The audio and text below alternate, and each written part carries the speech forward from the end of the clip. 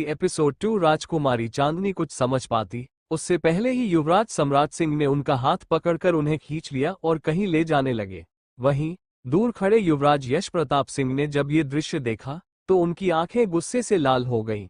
युवराज सम्राट सिंह का राजकुमारी चांदनी का इस तरह हक से हाथ पकड़कर कहीं ले जाना उन्हें बिल्कुल भी अच्छा नहीं लगा था। वे अपनी लाल आंखों से कुछ देर तक उस जगह को घूरते रहे जहां से सम्राट सिंह चांदनी को ले गए थे, फिर गुस्से में अपने कक्ष की ओर चले गए। वहीं दूसरी ओर युवराज सम्राट सिंह की इस हरकत से राजकुमारी चांदनी हैरान रह गई थी। वह बिना किसी प्रतिरोध के उनके साथ खींचती चली गई। सच तो ये था कि अगर चांदनी चाहती तो एक ही झटके में सम्राट सिंह को रोक सकती थी, लेकिन उन्हें भी सम्राट सिंह से कुछ जरूरी बातें करनी थी। जब से युवराज सम्राट सिंह महल में आए थे तब से ही चांदनी नोटिस कर रही थी कि उनकी नजरें लगातार उन्हीं पर टिकी हुई थी। रात के समय महल के हर हिस्से में मशालें जल रही थीं, लेकिन जिस जगह पर सम्राट सिंह चांदनी को लेकर आए थे वहां सिर्फ घना अंधेरा था। अंधेरे में पहुंचते ही सम्राट सिंह ने चांदनी का हाथ छोड़ दिया और उसकी ओर देखते हुए सिर्फ एक शब्द कहा, एंजेलिना। युवराज सम्राट सिंह के मुंह से यह नाम सुनकर राजकुमारी चांदनी स्तब्ध रह गई। वो बेहद ध्यान से सम्राट सिंह की ओर देखते हुए बोली, तुम कौन हो और तुम्हें मेरा नाम कैसे पता? चांदनी के सवाल पर सम्राट सिंह मुस्कुरा उठे और बोले, यार तू इतनी जल्दी मुझे भूल जाएगी, ये तो मैंने सोचा ही नहीं था। लेकिन कोई बात नहीं, मैं तुझे एक और मौका दे रहा हूँ, पहचान मुझे। सम्राट सिंह की बात सुनते ही चांदनी तुरंत समझ गई कि यह शख्स कौन था। उसने बिना एक पल गंवाए सम्राट सिंह को जोरदार मुक्का मारा और गुस्से में कहा, यू बास्टर्ड, सार्थक। हाँ, सम्राट सिंह कोई और नहीं बल्कि सार्थक था, वही सार्थक जो सन 2104 में एंजेलिना का असिस्टेंट कम दोस्त हुआ करता था। सार्थक को यहाँ देखकर चांदनी बुरी तरह चौंक गई थी। हालांकि एंजेलिना की तरह ही सार्थक का भी चेहरा पूरी तरह बदल चुका था, लेकिन इसके बावजूद भी वह उसे पहचान चुकी थी। कुछ देर तक उसे घूरने के बाद चांदनी ने अचरज से पूछा, तुम यहाँ क्या कर रहे हो और तुम्हारी शक्ल कैसे बदल गई? चांदनी के सवाल पर सार्थक ने अपनी आंखें सनकरी करते हुए कहा, जिस तरह तुम्हारा इस दुनिया में जन्म हुआ है, ठीक वैसे ही मेरा भी इस दुनिया में पुनर्जन्म हुआ है। हालांकि मैं भी पुनर्जन्म जैसी बातों पर यकीन नहीं करता, लेकिन जो कुछ भी हमारे साथ हो रहा है उसे नजरअंदाज भी नहीं किया जा सकता। वैसे मैं तो युवराज सम्राट सिंह के रूप में यहाँ पर हूँ, लेकिन तुम तो सीधे बेवकूफ और बददिमाग राजकुमारी चांदनी बनकर यहाँ आए हो। अपने लिए इतने प्रशंसनीय शब्द सुनकर राजकुमारी चांदनी गुस्से में आ गई और सार्थक को एक जोरदार पंच मारते हुए बोली, हम किस दुनिया में आ गए हैं, क्या तुम्हें इसका जरा भी अंदाजा है? सार्थक एंजेलिना को समझाते हुए बोला, देखो मैं एक कहानी पढ़ता था, तुमने देखा ही होगा, आशियाना नाम था उसका। चांदनी को भी तुरंत ही याद आ गया कि सार्थक सच में ऐसी एक किताब पढ़ता था। हालांकि वह पहले ही अनुमान लगा चुकी थी कि सार्थक आगे क्या कहने वाला है, लेकिन फिर भी वह उसके मुंह से सुनना चाहती थी। और जैसा उसने सोचा था वैसा ही हुआ। सार्थक ने आगे कहा, पता नहीं कैसे और क्या हुआ, लेकिन हम मेरी आशियाना वाली किताब के अंदर आ चुके हैं। शायद जिस किताब में वह कहानी लिखी गई थी वैसा ही कोई यूनिवर्स वास्तव में मौजूद हो। हमारा यूनिवर्स और मल्टीवर्स रहस्यों से भरा पड़ा है, लेकिन तुम्हें इतना तो पता ही होगा कि इस दुनिया में हमारी यूनिवर्स जैसी बहुत सारी अन्य यूनिवर्स भी मौजूद हैं। हम दोनों इस अजीब सी दुनिया में फंस चुके हैं और यहाँ पर तुम्हारी जिंदगी तो बहुत ही ज्यादा बर्बाद होने वाली है। सार्थक की आखिरी बात सुनकर एंजेलिना ने अपनी आंखें सनकरी कर ली और गुस्से में बोली, मेरी जिंदगी खराब होगी, इसका क्या मतलब है? सार्थक ने एंजेलिना को समझाने के अंदाज में कहा, देखो एंजल, पूरी स्टोरी तो मैंने भी नहीं पढ़ी है, लेकिन जितनी भी पढ़ी है उसमें तुम्हारे साथ बहुत बुरा हुआ है। चांदनी गुस्से में आकर चिल्लाई, सार्थक, सस्पेंस क्रिएट करने की जरूरत नहीं है, चुपचाप जो भी पता है सब कुछ साफ साफ बताओ। चांदनी को इस हालत में देखकर सार्थक ने एक लंबी सांस ली और बोला, जैसा कि तुम्हें पता ही होगा, राजकुमारी चांदनी कितनी बेवकूफ और कमजोर किस्म की लड़की थी, जिसे कोई भी मारकर चला जाता था और वह बस रोती ही रह जाती थी।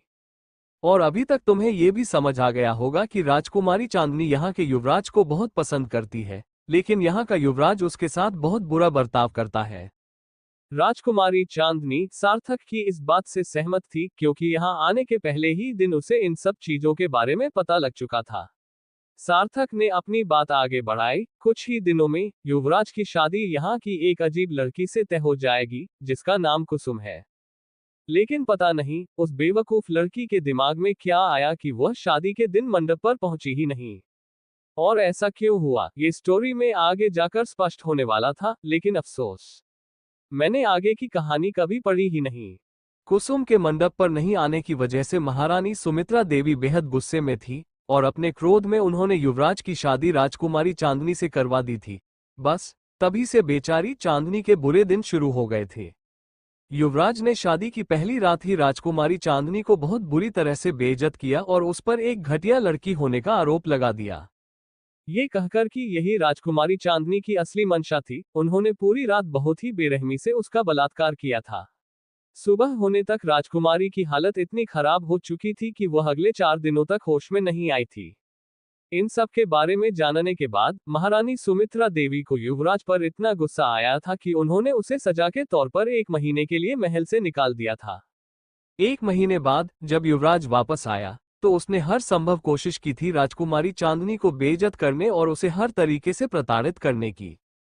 राजकुमारी चांदनी इतनी कमजोर थी कि वो सिर्फ रोती रहती थी और यही कारण था कि युवराज के दिल में उसके लिए नफरत और बढ़ती गई थी। जब अत्याचार की सारी हदें पार हो गईं, तब राजकुमारी चांदनी गहरे अवसाद में चली गई थी। फिर एक वक्त ऐसा भी आया जब युवराज किसी युद्ध के लिए बाहर गया हुआ था और इसी दौरान राजकुमारी चांदनी की हत्या कर दी गई थी। राजकुमारी चांदनी की हत्या उनके 18वें जन्मदिन के 6 महीने बाद हुई थी, लेकिन इस हत्या का आरोप युवराज पर लगा था। ये सच था या नहीं, इसका किसी को पता नहीं चला, लेकिन इतना तय था कि उनकी हत्या बहुत ही बेरहमी से की गई थी। राजकुमारी चांदनी की मौत के बाद युवराज को बहुत पछतावा हुआ था और अपराधबोध के कारण उसने खुद को शराब के नशे में डुबो दिया था। युवराज यश प्रताप सिंह की इसी कमजोरी का फायदा उठाने के लिए उसके सारे दुश्मनों ने एक साथ हाथ मिला लिया था। सार्थक अपनी बात बीच में ही रोकते हुए बोला, आगे भी बहुत कुछ हुआ था। शायद कहानी में राजकुमारी चांदनी एक बार फिर वापस आ गई थी, लेकिन मुझे पक्का नहीं पता कि आखिर में क्या हुआ था। ये सब सुनकर राजकुमारी चांदनी बुरी तरह से हैरान हो चुकी थी। उसे यकीन ही नहीं हो रहा था कि युवराज इतना नीच इंसान हो सकता है। अपनी गुस्से से जलती हुई लाल आंखों के साथ उसने सार्थक से सवाल किया, इसके आगे क्या हुआ? इस पर सार्थक ने अपने दांत पीसते हुए जवाब दिया, अरे, इसके बाद मुझे इस युवराज पर इतना गुस्सा आया था कि मैंने इस स्टोरी को ही पढ़ना कुछ समय के लिए बंद कर दिया था। लेकिन मुझे तो इस बात का बिल्कुल भी अंदाजा नहीं था कि मैं खुद ही इस स्टोरी के अंदर आ जाऊंगा और राजकुमारी चांदनी का किरदार तुम्हें मिल जाएगा। एक और बात, आज भोजन घर में जो कुछ भी हुआ उसमें तुमने सब कुछ संभाल लिया था, लेकिन कहानी के अनुसार ऐसा कुछ भी नहीं हुआ था। कहानी में सच में युवराज ने जहर खा लिया था, जिसके बाद उनकी तबीयत बेहद खराब हो गई थी। सारा इल्जाम मेहमानों पर ही लगाया गया था, जिससे दोनों राज्यों के बीच दुश्मनी खड़ी हो गई थी।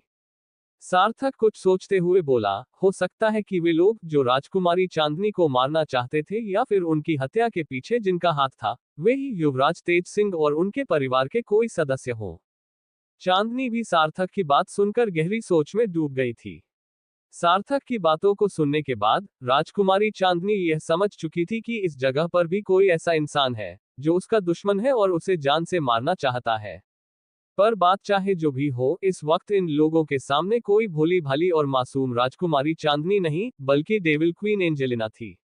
एंजेलिना की नजरें बेहद तेज थीं। वह एक ही नजर में लोगों को अच्छी तरह पहचान सकती थी और उनकी घबराहट को भांपने में माहिर थी।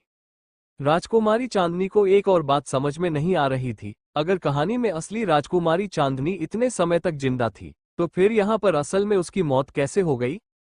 क्या ये पहले से ही तय था कि राजकुमारी चांदनी के भीतर किसी और का पुनर्जन्म होगा? राजकुमारी चांदनी को अपने दुश्मनों को करारा जवाब देना अच्छे से आता था। वह किसी से डरती नहीं थी, लेकिन स्टोरी में चांदनी डरी हुई थी। चांदनी को किसी सोच में डूबा देखकर सार्थक बोला, एंजल, मुझे ऐसा लग रहा है कि हमारे यहाँ आ जाने की वजह से कहानी में बहुत बदलाव हो रहे हैं। कहानी के अनुसार युवराज को जहर खा लेना चाहिए था और मेरे परिवार से दुश्मनी पाल लेनी चाहिए थी, लेकिन सब कुछ बदल गया है।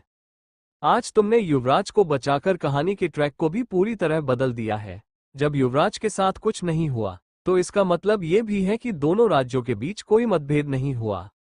अगर हम इसी तरह कहानी में लिखी हुई घटनाओं को बदलते रहें तो शायद हम तुम्हारी मौत को भी बदल सकते हैं। चांदनी ने सार्थक की बात को नजरअंदाज करते हुए अपना सवाल पूछा, तुम यहाँ कैसे आए?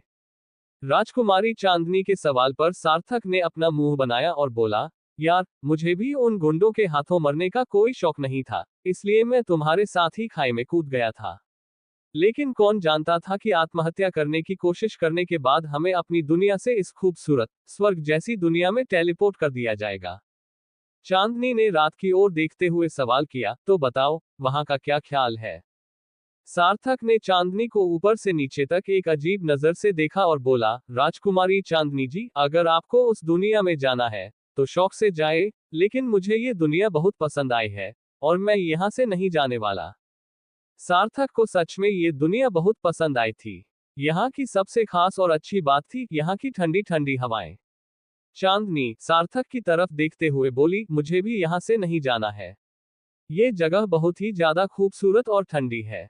हमारे यहाँ के लोगों ने तो मिलकर पूरी धरती का सत्यानाश कर रखा है। राजकुमारी चांदनी ने अपनी बात को आगे बढ़ाते हुए कहा, पर बात चाहे जो भी हो, मार्क्स और स्मिता ने जो मेरे साथ किया है उसका बदला तो उन्हें चुकाना ही होगा। मार्क्स और स्मिता का नाम सुनते ही सार्थक का चेहरा भी गंभीर हो गया। वह चांदनी को भरोसा दिलाते हुए बोला, तुम फिक्र मत करो एंजल, हम उन लोगों को एक बहुत ही अच्छा सबक सिखाएंगे। सार्थक की बात पर चांदनी ने सहमति में सिर हिलाया और फिर पूछा, तुमने मुझे पहचाना कैसे? मतलब, मैं तो तुम्हें नहीं पहचान पाई थी। सार्थक ने अपने चेहरे पर हल्की मुस्कान लाते हुए कहा, जब मैंने तुम्हें पहली बार देखा था तभी मुझे शक हो गया था कि तुम एंजेलिना हो। देखो, खाई में कूदने के बाद अगर मैं इस दुनिया में आ सकता हूँ तो फिर जाहिर सी बात है कि तुम भी आ सकती हो। अगर मेरा चेहरा बदल सकता है तो तुम्हारा भी बदल सकता है। एंजेलिना चुपचाप सार्थक की बातें सुन रही थी। उसकी नजर में सार्थक एक बेवकूफ से ज्यादा और कुछ भी नहीं था। सार्थक एंजेलिना की ओर देखते हुए आगे बोला, मैंने इस कहानी को काफी पढ़ा है और उसके मुताबिक राजकुमारी चांदनी एक बेवकूफ और डरपोक किस्म की लड़की थी। लेकिन जब से मैं यहाँ आया हूँ तब से तुम्हारा खतरनाक और डोमिनेटिंग ऑरा महसूस कर रहा हूँ। और अभी थोड़ी देर पहले जिस तरह से तुमने बावर्ची की पिटाई की, उसके बाद तो मैं 100% श्योर हो गया कि तुम ही एंजेलिना हो। वरना असली राजकुमारी चांदनी एक डरपोक लड़की थी। उसमें इतनी हिम्मत नहीं थी कि अकेले ही किसी बावर्ची जैसे मोटी चमड़ी वाले इंसान की धुनाई कर सके। सार्थक की बात सुनकर राजकुमारी चांदनी ने अपनी आंखें घुमा ली। उसे हमेशा से ही सार्थक की बातें बेहद इरिटेटिंग लगती थी। राजकुमारी चांदनी सार्थक की बेफिजूल की बातें सुनकर पक चुकी थी। उसने सार्थक को अपने साथ खींचकर अपने कमरे में ले गई। अपने कमरे में आने के बाद राजकुमारी चांदनी ने अपने कमरे का बड़ा सा दरवाजा बंद कर दिया और सार्थक को अपने साथ अपनी लैब में ले गई। सार्थक के लिए चांदनी की लैब कोई नई बात नहीं थी। वह पहले भी कई बार वहां आ चुका था। वह इधर उधर घूमकर सारे गैजेट्स को देखने लगा। सारे गैजेट्स को देखने के बाद अचानक ही उसकी नजर एक ऐसे गैजेट पर गई जिसे देखकर वह बुरी तरह डर गया। सार्थक को डरा हुआ देखकर राजकुमारी चांदनी हंसने लगी और बोली, तुम सच में बहुत डरपोक हो सार्थक। वो कोई कटे सिर का भूत नहीं है। चांदनी की बात सुनकर सार्थक ने अपनी आंखें छोटी कर ली और अपने चेहरे के डर को छुपाने की कोशिश की। चांदनी ने उसे पूरी तरह इग्नोर करते हुए कहा, वो लक्ष्य है। देखो, उसका चेहरा कितना हैंडसम बनाया है मैंने। चांदनी की बात सुनकर सार्थक का दिमाग घूम गया। जाहिर सी बात थी कि वह भी लक्ष्य के बारे में बहुत अच्छे से जानता था। लेकिन जिस समय उसने लक्ष्य को देखा था तब उसका आकार सिर्फ एक अंडे जैसा था। आज जिस लक्ष्य को चांदनी दिखा रही थी उसके पास तो एक इंसानी चेहरा था। सार्थक बहुत ध्यान से लक्ष्य को देखने लगा और तभी उसे समझ में आया कि लक्ष्य के चेहरे में अभी भी आईब्रोज और दाढ़ी की कमी थी। चांदनी ने सार्थक से पूछा, कैसा लग रहा है वो? तुम बस देखते जाओ, धीरे धीरे मैं इसे कितना परफेक्ट बना देती हूँ। हालांकि मैं इसके 4 हाथ देने वाली थी और इसके पैरों की जगह पहिए लगाने वाली थी, लेकिन ये सब हमारी दुनिया में ज्यादा अच्छा लगता। यहाँ के लोग तो इसे एलियन ही समझने लगेंगे। चांदनी की बात पर सार्थक भी सहमत हुआ और बोला, लक्ष्य बहुत ही खास तरीके का आए है, कुछ भी ऐसा मत करना कि लक्ष्य तुमसे दूर हो जाए। सार्थक की बात पर चांदनी मुस्कुराते हुए बोली, तुम फिक्र मत करो, मैं इसे इतनी बारीकी से तैयार करूंगी कि लक्ष्य सबको इंसान ही दिखाई देगा। और अपने पर्सनल बॉडीगार्ड के रूप में मैं लक्ष्य को हर वक्त अपने पास ही रखूंगी। लक्ष्य एक खजाना है जिसे मैं किसी भी गलत हाथों में नहीं पड़ने दूंगी। तभी साइड से आवाज आए, मास्टर, मैं आपको वैसे भी छोड़कर नहीं जाऊंगा। आपके वजूद से ही मेरा वजूद है। अगर आपको कुछ हो गया तो मैं खुद भी डिस्ट्रॉय हो जाऊंगा। यह आवाज लक्ष्य की थी। सार्थक ने अपनी आंखें छोटी करके कहा, यह लक्ष्य एक्टिवेट कैसे होता है? चांदनी ने उसे बताया, लक्ष्य सिर्फ उसके नाम लेने से ही एक्टिवेट होता है, वो भी तब जब उसका नाम किसी और ने नहीं बल्कि मैंने लिया हो। सार्थक ने भी इस बात को नोटिस कर लिया था कि जब से वह यहाँ आया था उसने कई बार लक्ष्य का नाम लिया, लेकिन लक्ष्य एक्टिवेट नहीं हुआ। लेकिन जब भी चांदनी उसका नाम ले रही थी वो तुरंत ही एक्टिवेट हो जा रहा था। सार्थक ने चांदनी से शिकायत करते हुए कहा, लेकिन चांदनी, जब भी लक्ष्य बोल रहा है तब उसके होंठ तो हिल ही नहीं रहे हैं। क्या तुमने उसे उसके होठों से कनेक्ट नहीं किया? चांदनी ने सार्थक की बात पर जवाब देते हुए कहा, मैं उसके होठों को एक बार फिर से बनाना चाहती हूँ। मुझे उसके होंठ कुछ खास अच्छे नहीं लग रहे हैं। मैं लक्ष्य को किसी फैक्ट्री में नहीं बल्कि अपने हाथों से बना रही हूँ, और यह किसी नॉर्मल आई से लाख गुना ज्यादा एडवांस और एक्सपेंसिव है। मैं चाहती हूँ कि मेरा लक्ष्य दुनिया का सबसे बेहतरीन आई बने। तभी एक बार फिर लक्ष्य की आवाज आए, मास्टर, आप बिल्कुल भी फिक्र मत कीजिए। मैं आपको 10,000 हैंडसम लड़कों की तस्वीरें दिखा सकता हूँ। आप उन्हीं में से किसी एक के जैसा मेरा चेहरा बना दीजिए। चांदनी गुस्से में लक्ष्य को डांटते हुए बोली, are you out of your mind Lakshya? I don't want anything. तुम सबसे ज्यादा खास हो और तुम्हारा चेहरा दुनिया में सबसे यूनिक होगा। अब चुपचाप डीएक्टिवेट हो जाओ। सार्थक थोड़ा चिढ़ते हुए बोला, यार, जब भी तुम्हें मेरे सामने लक्ष्य के बारे में कुछ बात करनी हो तो उसे किसी और नाम से बुलाया करो ताकि वह एक्टिवेट ना हो जाए। मैं तो कहता हूं कि तुम शॉर्टकट में उसे लकी नाम से बुलाया करो। चांदनी चिढ़ते हुए बोली, नहीं, मेरे लक्ष्य का नाम मेरी माँ ने लक्ष्य ही रखा था और उसका नाम हमेशा लक्ष्य ही रहेगा। तभी एक बार फिर से लक्ष्य बोल उठा, मास्टर, अगर आप चाहती हैं कि मेरा नाम हमेशा लक्ष्य ही रहे तो मैं इसकी सेटिंग कर सकता हूं। चांदनी ने उसे डांटते हुए कहा, मुंह बंद रखो अपना, और बिना मेरी परमिशन के अपने सिस्टम में कोई भी सेटिंग करने की कोशिश मत करना, वरना मैं तुम्हें डिस्ट्रॉय कर दूंगी। चांदनी की बात सुनकर लक्ष्य एकदम चुपचाप बिना किसी एक्सप्रेशन के खड़ा रहा। चांदनी ने बेशक उसका चेहरा बना दिया था, लेकिन उसके चेहरे में अभी कोई मूवमेंट नहीं हो रहा था। अभी चांदनी को लक्ष्य को पूरी तरह कंप्लीट करने में बहुत मेहनत लगने वाली थी। सार्थक लक्ष्य को देखते हुए बोला, चलो, तुमने उसकी दाढ़ी और आईब्रोज नहीं बनाई, कोई बात नहीं, लेकिन बंदा हैंडसम बहुत लग रहा है। मुझे तो डर इस बात का है कि जब लक्ष्य कंप्लीट होकर सबके सामने आएगा तब लड़कियां अपना दिल ही हार बैठेगी इस पर, और बेचारियों को ये भी पता नहीं होगा कि लक्ष्य के अंदर किसी भी तरह की कोई भी फीलिंग नहीं है। अब भला किसी आई के अंदर कोई फीलिंग होती है क्या? मैं तो देखने के लिए बहुत एक्साइटेड हूं कि लक्ष्य की वजह से यहाँ न जाने कितनी लड़कियों के दिल टूटने वाले हैं। चांदनी अपनी आंखें छोटी करके सार्थक की सारी बकवास सुन रही थी। उसे अपने लक्ष्य के बारे में कुछ भी सुनना बिल्कुल पसंद नहीं था। वो अपनी छोटी आंखों से सार्थक को घूरते हुए बोली, लक्ष्य मेरा है और तुम्हें कोई हक नहीं है उसकी बुराई करने का। अपना नाम सुनकर लक्ष्य एक बार फिर एक्टिवेट हो गया और बोला, मुझ पर सिर्फ मास्टर का अधिकार है और उनके अलावा कोई और मेरी बुराई नहीं कर सकता। लक्ष्य को बार बार इस तरह एक्टिवेट होते देखकर चांदनी को गुस्सा आने लगा। उसने लक्ष्य को इग्नोर करते हुए सार्थक को अपने लैब और रूम से बाहर निकाल दिया। इसके बाद वह लक्ष्य को ध्यान से देखने लगी। तभी उसे समझ में आया कि उसे लक्ष्य को फेशियल एक्सप्रेशन बदलना भी सिखाना होगा। वो हर वक्त बिना किसी भाव के नहीं रह सकता। इस तरह बिना किसी एक्सप्रेशन के घूमना सभी के दिलों में शक पैदा कर सकता था। हालांकि लक्ष्य पूरी तरह से राजकुमारी चांदनी के कंट्रोल में था और वह उसकी हर बात मानता था, लेकिन चांदनी को महसूस हुआ कि उसे अभी लक्ष्य के चेहरे पर और मेहनत करने की जरूरत थी। हालांकि इन दिनों चांदनी का पूरा ध्यान सिर्फ और सिर्फ अपने अंदर के ड्रग का एंटीडोट बनाने में जा रहा था। वो एक लंबी सांस लेते हुए अगले दिन सुबह एक बार फिर से रॉकेट लॉन्च करने का प्लान बनाने लगी। इस बार रॉकेट को सुबह में लॉन्च करना ज्यादा सुरक्षित रहेगा, क्योंकि पिछली बार गांव के कुछ लोगों ने रॉकेट को लॉन्च होते हुए देख लिया था और उन्होंने इसे भूत का खिताब दे दिया था। रॉकेट को लॉन्च करने के लिए पहले चांदनी को सटीक मेजरमेंट करना जरूरी था। वो रॉकेट को सीधे चांद के पोल पर लैंड करवाने वाली थी। चांदनी जानती थी कि चांद के पोल पर पानी के कुछ अंश मौजूद हैं। वही खास जगह थी जहां वह अपने एंटीडोट के लिए आवश्यक पौधा उगा सकती थी। रॉकेट में एक बहुत ही छोटा सा रोबोट होगा जिसके नाखून बहुत बड़े बड़े होंगे। वो अपने नाखूनों से ही चांद की जमीन को खरोंच कर वहां बीज डाल देगा। इसके बाद वो अपने अंदर का कुछ पानी वहां छिड़क देगा और यदि पानी की मात्रा कम पड़ी तो वो पोल पर मौजूद पानी के अंशों का सहारा लेगा। यही सब सोचकर चांदनी अगले दिन की तैयारी करने लगी। लगभग रात के 1 बजे राजकुमारी चांदनी का काम खत्म हुआ। काम खत्म होने के बाद वो बहुत ज्यादा थक चुकी थी। उसने जल्दी से अपना मुंह हाथ धोकर खुद को फ्रेश किया और अपने कमरे में आ गई।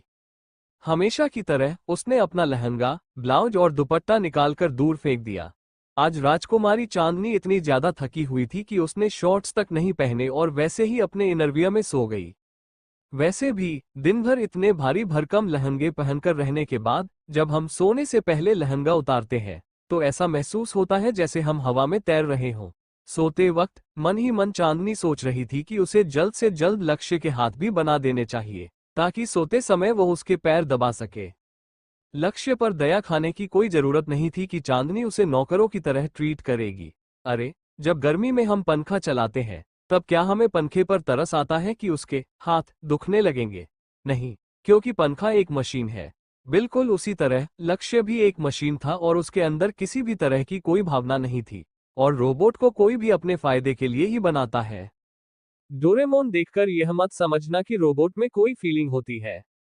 रोबोट जो कुछ भी बोलता है उसे हमने उस तरीके से प्रोग्राम किया होता है कि वह हमें उसी अंदाज में जवाब दे। रोबोट के अंदर जितनी भी जानकारी होती है वह इंसानों द्वारा ही उसमें इनपुट की जाती है। इन्हीं ख्यालों में डूबते डूबते राजकुमारी चांदनी सो गई।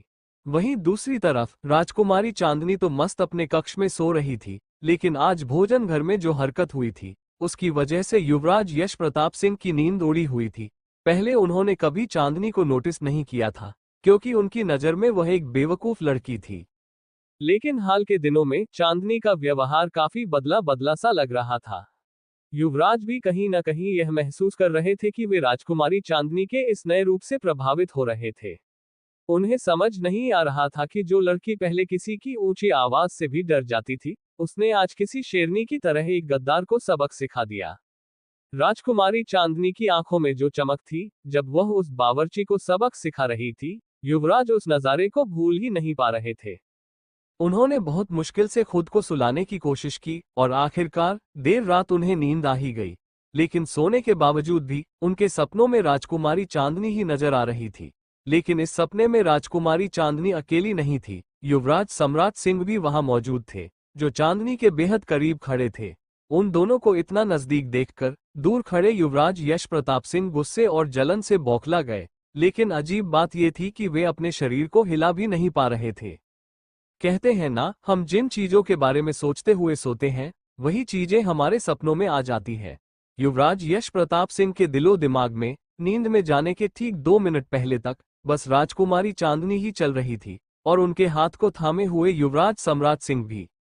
यही सब सोचने की वजह से उनके सपने में भी वही सब चीजें दिखाई दे रही थीं। वे फ्रस्ट्रेशन की वजह से जोर से चिल्लाना चाह रहे थे, लेकिन उनके मुंह से आवाज ही नहीं निकल रही थी। यूं कहें तो वे स्लीपिंग पैरालिसिस की अवस्था में चले गए थे। वे अपने सपने में ही समझ चुके थे कि वे सपना देख रहे हैं, लूसीड ड्रीमिंग। अपने साथ हो रही इन्हीं घटनाओं की वजह से युवराज पूरी रात नहीं सो पाए और अगले दिन इसका परिणाम ये हुआ कि उनकी आंखों के नीचे हल्के डार्क सर्कल्स बन गए।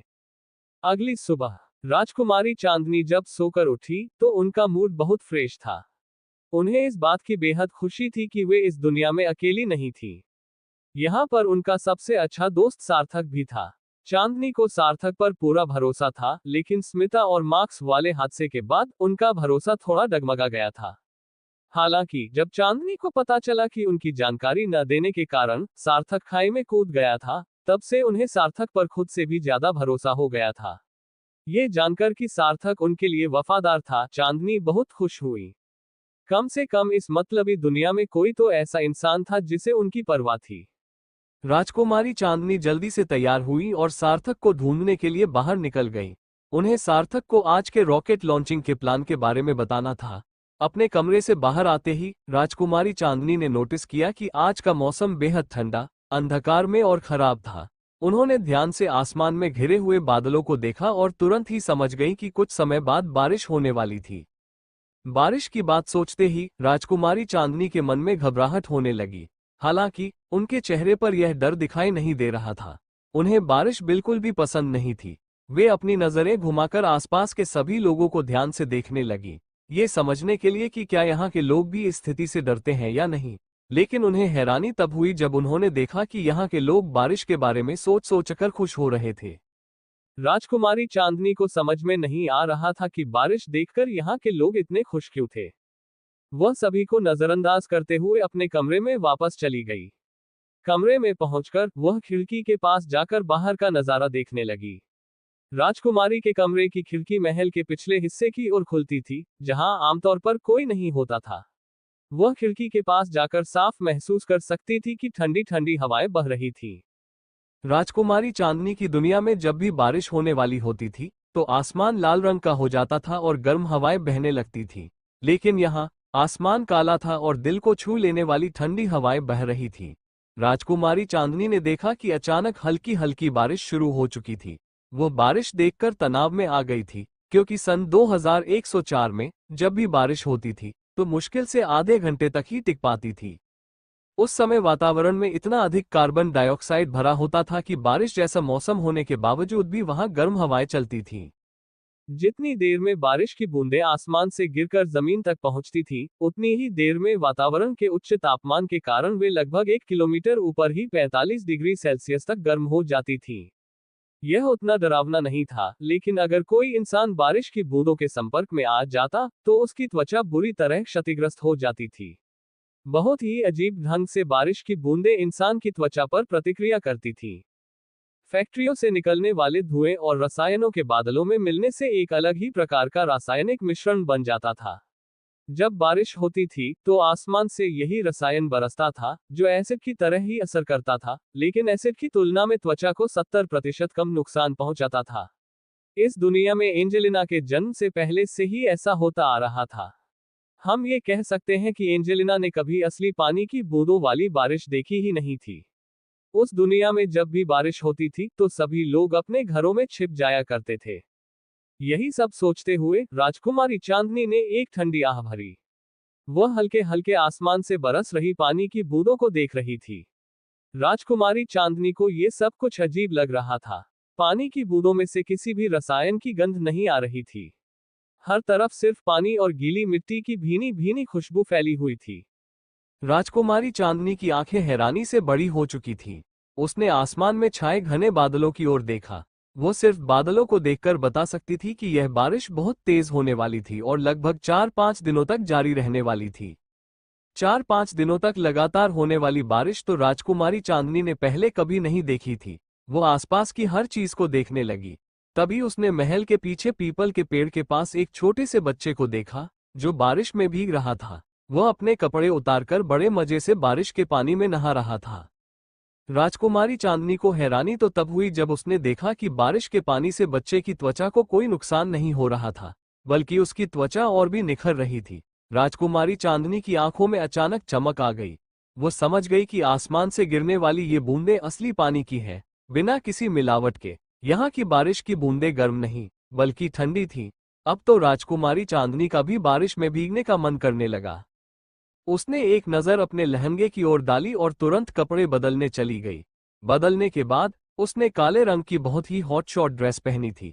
इसके बाद उसने अपने ऊपर काले रंग का एक मोटा चादर लपेट लिया और खिड़की के रास्ते महल से बाहर निकल आई। वो सारी सुरक्षा को चकमा देकर भाग गई।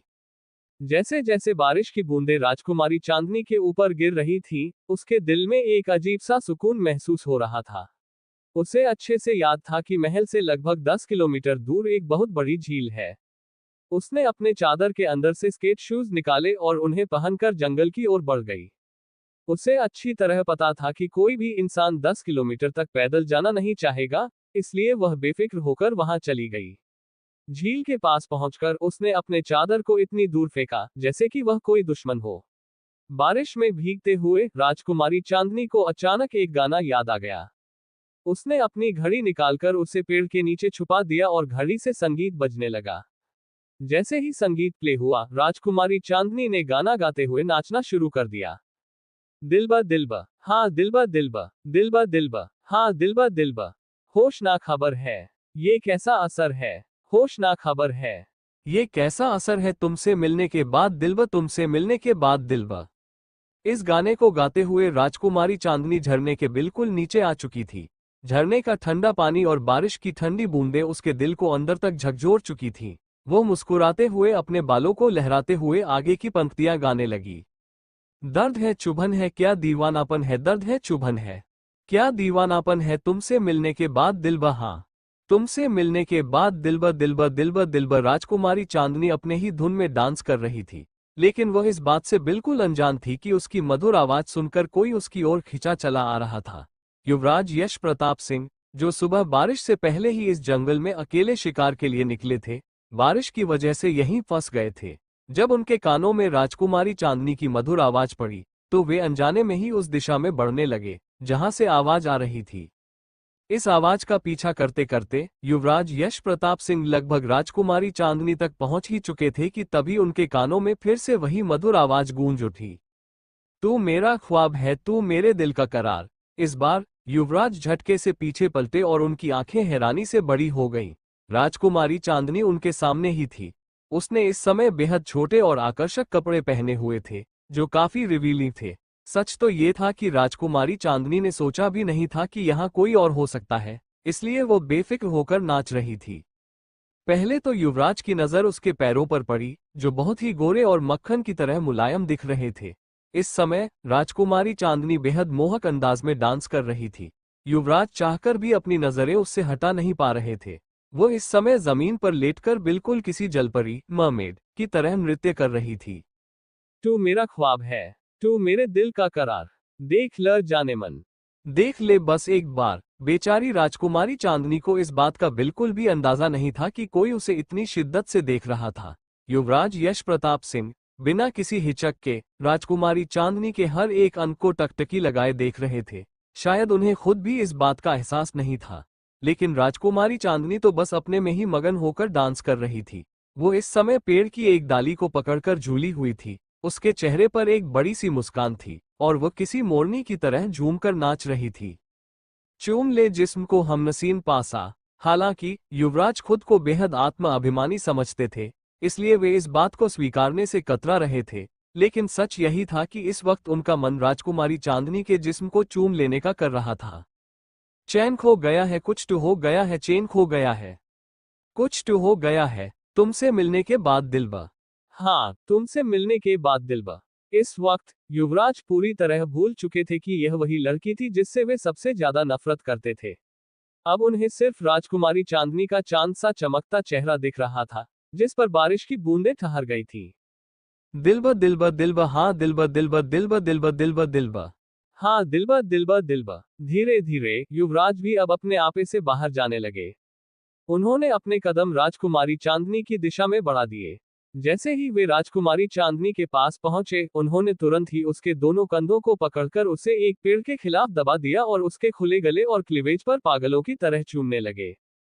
इश्क बेताब है, हुस्न की महकी बहार, इश्क बेताब है, हुस्न की महकी बहार। युवराज को देखकर ऐसा लग रहा था जैसे वे होश में ही नहीं थे।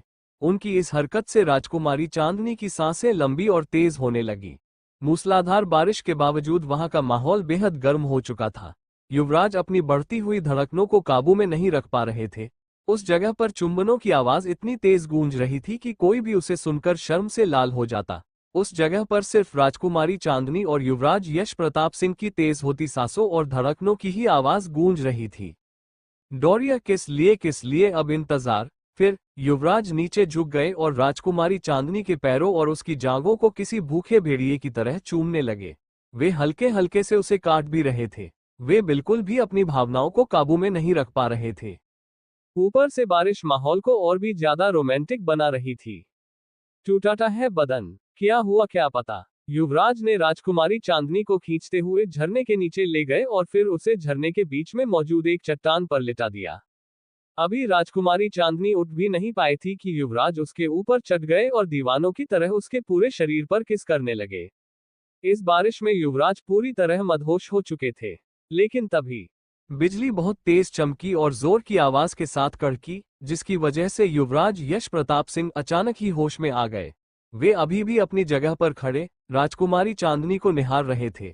अब तक जो कुछ भी हुआ था वो सब सिर्फ एक हसीन सपना था। युवराज यश प्रताप सिंह को खुद पर ही यकीन नहीं हो रहा था कि उनके मन में राजकुमारी चांदनी के लिए इतने अश्लील ख्याल क्यों आने लगे थे। वे अपने सपने में राजकुमारी को पागलों की तरह किस कर रहे थे, लेकिन क्यों? यह वही राजकुमारी चांदनी थी जिससे वे सबसे ज्यादा नफरत करते थे। युवराज ने अपनी नजरें उठाकर राजकुमारी चांदनी की ओर देखा।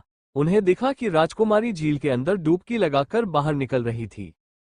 प्यास में धली हूँ रात दिन जली हूँ, प्यास में धली हूँ रात दिन जली हूँ, तुमसे मिलने के बाद दिलबा, हाँ तुमसे मिलने के बाद दिलबा। युवराज यश प्रताप सिंह को अपनी ही की गई हरकत पर बेहद शर्मिंदगी महसूस हो रही थी और उन्हें खुद पर ही बहुत गुस्सा आने लगा था। वे ऐसे इंसान बिल्कुल भी नहीं थे जो किसी स्त्री के तन को देखकर उसकी ओर आकर्षित हो जाएं। लेकिन फिर आज युवराज यश प्रताप सिंह राजकुमारी चांदनी की तरफ इतना आकर्षित क्यों हो रहे थे? वही राजकुमारी चांदनी युवराज की सोच से अनजान अपने ही ख्यालों में मग्न होकर मोरनी की तरह नाचने में व्यस्त थी। होश ना खबर है ये कैसा असर है, होश ना खबर है ये कैसा असर है, तुमसे मिलने के बाद दिलबा, हाँ तुमसे मिलने के बाद दिलबा। युवराज गुस्से में राजकुमारी चांदनी की ओर एक नजर डालते और तुरंत ही वहां से निकल जाते। वे अब और राजकुमारी चांदनी की तरफ नहीं देखना चाहते थे। इस वक्त उन्हें खुद पर बेहद गुस्सा आ रहा था। वे ऐसे इंसान बिल्कुल भी नहीं थे जो इतनी आसानी से बहक जाएं, वो भी राजकुमारी चांदनी जैसी बेवकूफ लड़की को देखकर। वहीं युवराज के आने और जाने से अनजान राजकुमारी चांदनी अब भी नाच रही थी। उसने शायद अपनी जिंदगी में पहली बार शुद्ध पानी की बारिश देखी थी, जो सिर्फ आधे घंटे के लिए नहीं बल्कि 4-5 दिनों तक लगातार बरस सकती थी। बादल बहुत ही ज्यादा घने थे और राजकुमारी चांदनी ने ठान लिया था कि जब तक बारिश होती रहेगी वो रोजाना बारिश में ही स्नान करेगी। अगर राजकुमारी को सबसे ज्यादा कोई चीज अच्छी लग रही थी तो वह थी बारिश के दौरान मौसम का ठंडा हो जाना। बारिश की ठंडी ठंडी बूंदें उसके चेहरे से होते हुए उसके दिल तक उतर रही थी। कोई सोच भी नहीं सकता था कि इस वक्त राजकुमारी चांदनी कितनी ज्यादा खुश थी। वह बार बार नाच रही थी और गाना गा रही थी। बारिश बहुत तेज हो रही थी, लेकिन राजकुमारी चांदनी को कोई फर्क नहीं पड़ रहा था। वह मजे से तब तक बारिश में भीगती रही जब तक उसे छींक नहीं आ गई। छींक आने के बाद राजकुमारी चांदनी समझ चुकी थी कि वो सच में बहुत ज्यादा देर कर चुकी थी। आसमान में काले बादलों को देखकर साफ समझ में आ रहा था कि बारिश अभी 4-5 दिनों तक और होने वाली थी। अगले दिन भी यहां आने का सोचकर राजकुमारी चांदनी न चाहते हुए भी महल वापस लौट गई।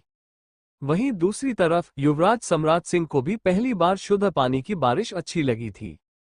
अपनी इच्छाओं को काबू में वह भी नहीं रख पाए थे। वह एक पुरुष थे जिसकी वजह से वह अपने ऊपर के कपड़े उतारकर छत पर जाकर बारिश में भीग सकते थे। इसीलिए युवराज सम्राट सिंह बारिश में छत पर भीग रहे थे। वह मन ही मन इस बात को अच्छे से जानते थे कि इस मौके का फायदा राजकुमारी चांदनी भी अच्छी तरह उठा रही होगी। वहीं छत पर युवराज सम्राट सिंह से थोड़ी ही दूरी पर दो सैनिक अपने हाथ में एक तौलिया लेकर खड़े थे। जब युवराज सम्राट सिंह का मन भीगने से भर जाएगा तब वे उस तौलिए का इस्तेमाल करने वाले थे। इसी बीच कुसुम और कामिनी जी अपने कक्ष में बहुत गुस्से में बैठी हुई थीं। दोनों को ही राजकुमारी चांदनी का बदला हुआ रवैया बिल्कुल पसंद नहीं आ रहा था। पहले तो वे लोग मन भरकर राजकुमारी चांदनी को परेशान कर लेते थे, लेकिन अब ऐसा कुछ भी नहीं हो पा रहा था। कुसुम अपने दांत पीसते हुए अपनी माँ से बोली, माँ, ये चांदनी कोई अमृत पीकर आई है क्या, जो मरने का नाम ही नहीं ले रही है? इतनी मुश्किल से उसे अपने रास्ते से हटाने की योजना बनाते हैं, लेकिन वो हर बार बच जाती है। कुसुम की बात सुनकर कामिनी जी ने अपनी आंखें सनकरी कर ली और पूछा, अब क्या किया था तुमने राजकुमारी चांदनी को मारने के लिए? दोनों अभी बात ही कर रहे थे कि तभी राजकुमारी चांदनी रानी माँ के कमरे की ओर जा रही थी। उसी वक्त उसके कानों में माँ बेटी की आवाजें पड़ गईं। अपना नाम सुनते ही राजकुमारी चांदनी सतर्क हो गई। उसने अपने कानों को और चौकन्ना कर लिया और दोनों की बातें सुनने लगी। उधर कुसुम अपने गुनाह को स्वीकार करते हुए कामिनी जी को बता रही थी, उस चांदनी के पास युवराज के नाम से एक खत भिजवाया था कि युवराज उससे झील किनारे मिलना चाहते हैं। और वो बेवकूफ चांदनी तो दिमाग से पैदल है। एक पल के लिए भी उसके दिमाग में ये ख्याल नहीं आया कि जो इंसान उससे इतनी नफरत करता है वो उसे मिलने के लिए क्यों बुलाएगा। बस युवराज उसे बुला रहे हैं। यही सोचकर वो बेवकूफ बिना सोचे समझे झील किनारे चली गई, जहां मेरे गुंडे पहले से ही उसका इंतजार कर रहे थे। उन सभी ने चांदनी के सिर पर डंडा मारकर उसे झील में फेंक दिया था। सिर पर चोट लगने की वजह से वो पहले ही बेहोश हो चुकी थी और तैरना नहीं आने की वजह से उसके बचने का कोई रास्ता ही नहीं था। फिर पता नहीं अचानक से वो 2 कौड़ी का सैनिक चांदनी को बेहोशी की हालत में महल कैसे लेकर आ गया था। अपनी बेटी की बात सुनकर कामिनी जी ने अपना सिर पकड़ लिया। हालांकि चांदनी उन्हें भी पसंद नहीं थी, लेकिन वो पूरी योजना के साथ ही राजकुमारी चांदनी पर हमला करवाना चाहती थी, ताकि वो जिंदा वापस आ ही न पाए। उन्होंने कुसुम को डांटते हुए कहा, बेवकूफ लड़की, तुमने एक बार भी सोचा कि वो सैनिक वहां पर क्या कर रहा था? अपनी मां की बात सुनकर कुसुम सोच में पड़ गई। कामिनी जी उसे समझाते हुए बोली, इस महल का कोई और सदस्य भी वहां पर था जिसके पीछे वह सैनिक गया था, और भगवान से प्रार्थना करना कि वो इंसान युवराज यश प्रताप सिंह न हो। अगर युवराज के हाथ तुम्हारे भेजे गए गुंडे लग गए तो तुम्हारा सच भी बहुत जल्द युवराज के सामने आ जाएगा और फिर तुम कभी इस महल की महारानी नहीं बन पाओगी। अपनी मां की बात सुनकर अब जाकर कुसुम को सारी बात समझ में आई। अब उसे डर लगने लगा था कि आखिर महल का कौन सा इंसान वहां पर मौजूद था। कुसुम डरते हुए अपनी मां से बोली, मां, हम आपसे हाथ जोड़कर विनती करते हैं, कुछ कीजिए ताकि हम यहाँ की महारानी बन सके, हमारा विवाह युवराज से हो सके।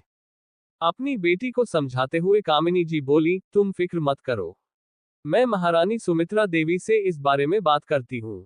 वैसे भी युवराज का राज्याभिषेक तब तक नहीं हो सकता जब तक उनका विवाह न हो, क्योंकि पूजा में उनकी पत्नी का होना भी जरूरी है। अपनी मां की बात सुनकर कुसुम ने अपने चेहरे पर शैतानी मुस्कान लाते हुए कहा, और उस पूजा में महारानी की जगह मैं बैठूंगी। ये सोचकर दोनों माँ बेटी शैतानों की तरह हंसने लगी। वहीं दूर से ही राजकुमारी चांदनी इन दोनों माँ बेटी की सारी बातें सुन चुकी थी। उसे बहुत गुस्सा आ रहा था कि कुसुम की वजह से असली राजकुमारी चांदनी की मौत हो गई थी। लेकिन राजकुमारी चांदनी की मौत की वजह से ही तो एंजेलिना को नया जीवन दान मिला था।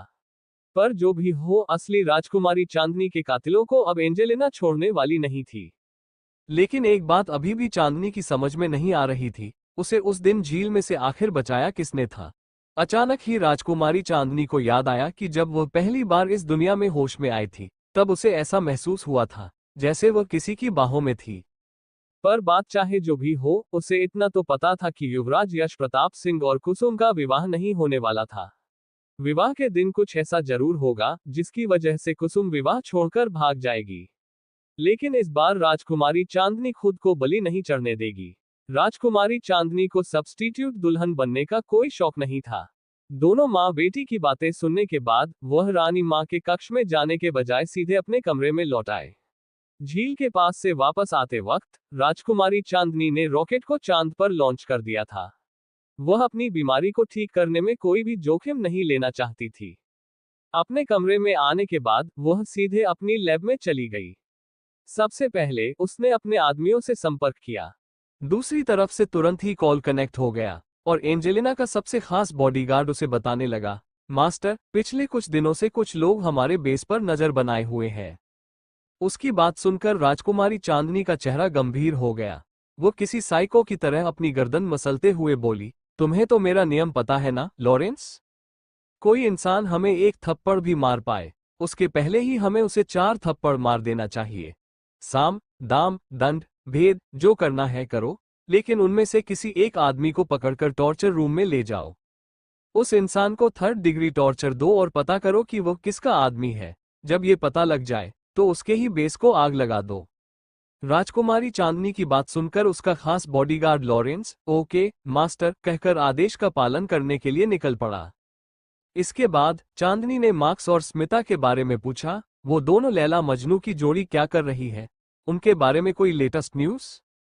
उसकी बात पर लॉरेंस ने जवाब दिया, मास्टर, इस वक्त स्मिता अपनी बीमारी से जूझ रही है।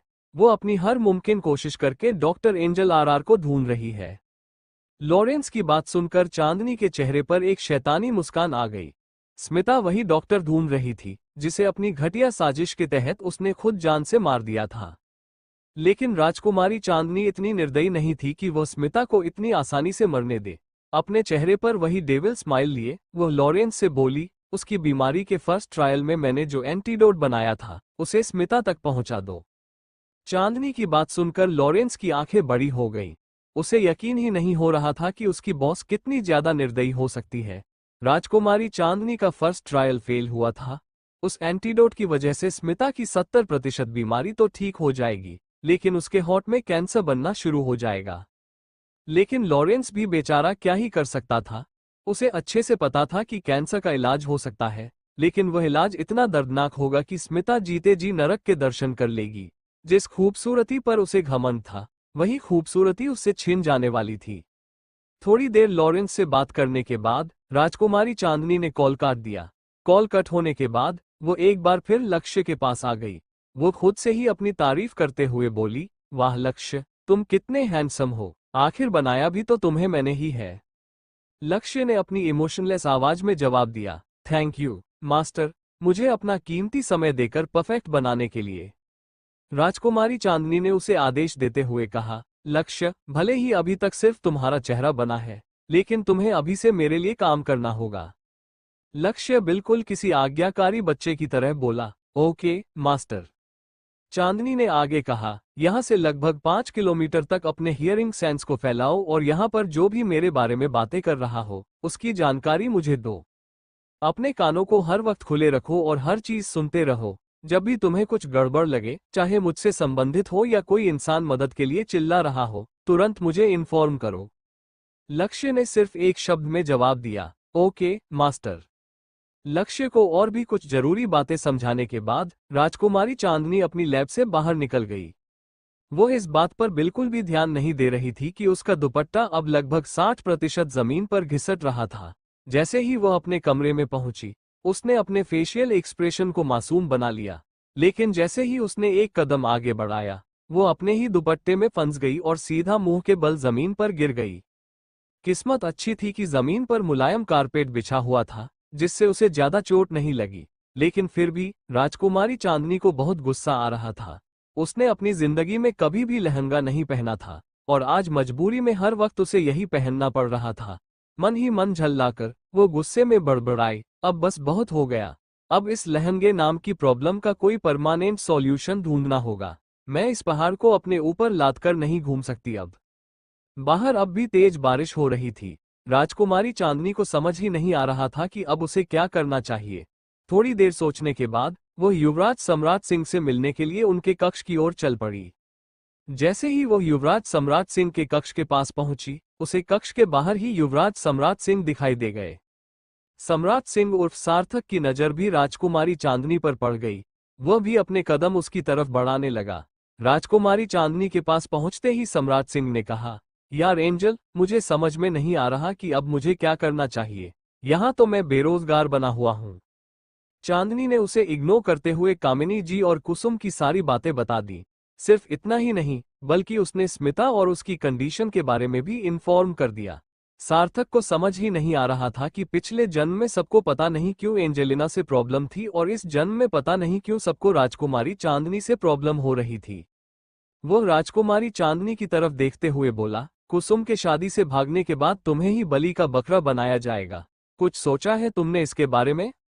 राजकुमारी चांदनी ने सार्थक की बातों का जवाब देते हुए कहा, तुम फिक्र मत करो, मैं ऐसी नौबत आने ही नहीं दूंगी। मैं उस कुसुम को भागने ही नहीं दूंगी। राजकुमारी चांदनी की बात पर सार्थक ने सवाल किया, फिर भी अगर सोच लो कि वह भाग गई, तो फिर तुम क्या करोगी? तुम्हें एक बैकअप प्लान तैयार रखना चाहिए। राजकुमारी चांदनी ने उसकी बात पर हामी भरते हुए कहा, तुम टेंशन मत लो, मेरे पास बैकअप पहले से ही तैयार है। अभी मेरे दिमाग में कुछ और प्लान चल रहा है। सम्राट क्यूरियस होकर राजकुमारी चांदनी से पूछने लगा, क्या? राजकुमारी चांदनी ने अपने चेहरे पर एक मिस्टीरियस स्माइल लाते हुए कहा, इस युवराज यश प्रताप सिंह ने असली राजकुमारी चांदनी को बहुत परेशान किया है, यहाँ तक कि आगे भी करने वाला था। मैं इस युवराज को एक अच्छा सबक सिखाना चाहती हूँ। उन दोनों माँ बेटियों की तो अच्छी खासी बेइज्जती कर ही दी है मैंने, और वे कुछ समय के लिए शांत हो गई हैं। इसीलिए अब बारी है युवराज को सबक सिखाने की। युवराज सम्राट सिंह भी राजकुमारी की बात पर हामी भर देता है, क्योंकि उसे भी स्टोरी पढ़ने के बाद से युवराज यश प्रताप सिंह बिल्कुल पसंद नहीं था। दोनों मिलकर युवराज यश प्रताप सिंह को सबक सिखाने का प्लान बनाने लगे। लेकिन क्या उसे परेशान करना इतना आसान था? बिल्कुल भी नहीं। युवराज यश प्रताप सिंह इस दुनिया का डेविल था। उसका नाम ही यहाँ के लोगों के दिल में खौफ पैदा करने के लिए काफी था। महल से थोड़ी ही दूरी पर एक घना जंगल था। उसी जंगल से किसी के रोने की आवाज आ रही थी।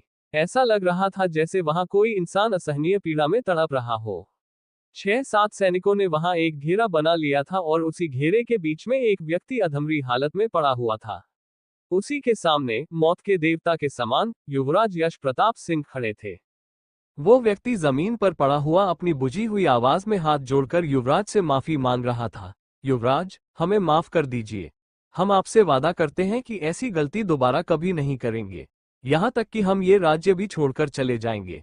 कृपा कीजिए युवराज, दया कीजिए। उस व्यक्ति की दर्दनाक आवाज सुनकर भी युवराज यश प्रताप सिंह का दिल नहीं पिघला। वह अपने हाथ में एक खंजर लिए किसी उन्मादी की तरह उसे अपनी ही गर्दन पर फेर रहे थे और खतरनाक तरीके से हंस रहे थे। लेकिन अगले ही पल उनका चेहरा गंभीर हो गया।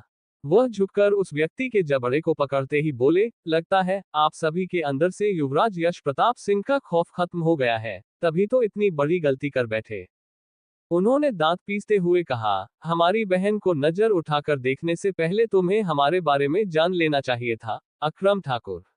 हमारी बहन का विवाह तुड़वाने के लिए तुमने हमें जान से मरवाने की नीच हरकत करवाई। ये वही जमींदार अकरम ठाकुर था जिसने कुछ दिन पहले युवराज यश प्रताप सिंह को जहर देने की कोशिश की थी। लेकिन समय रहते राजकुमारी चांदनी ने उन्हें बचा लिया था। हालांकि ये घटना यश प्रताप सिंह के दिमाग में गहराई से बैठ चुकी थी। उनकी बहन के विवाह पर हमला हुआ था और वे इसे किसी भी हाल में अनदेखा नहीं कर सकते थे। अकरम ठाकुर अपनी जान की भीख मांगते हुए गिड़गिड़ाने लगा, युवराज, हमें एक अवसर दे दीजिए। आगे से हम आपको कभी शिकायत का कोई मौका नहीं देंगे। वह लगभग युवराज के पैरों में गिर पड़ा, लेकिन युवराज के दिल में उसके लिए जरा भी दया नहीं थी। कोई भी पुरुष बहुत कुछ सह सकता है, लेकिन अगर उसकी बहन की ओर कोई आंख उठाकर भी देखे, तो वह उस व्यक्ति की आंखें ही निकाल देना चाहता है, चाहे वह बड़ा भाई हो या छोटा।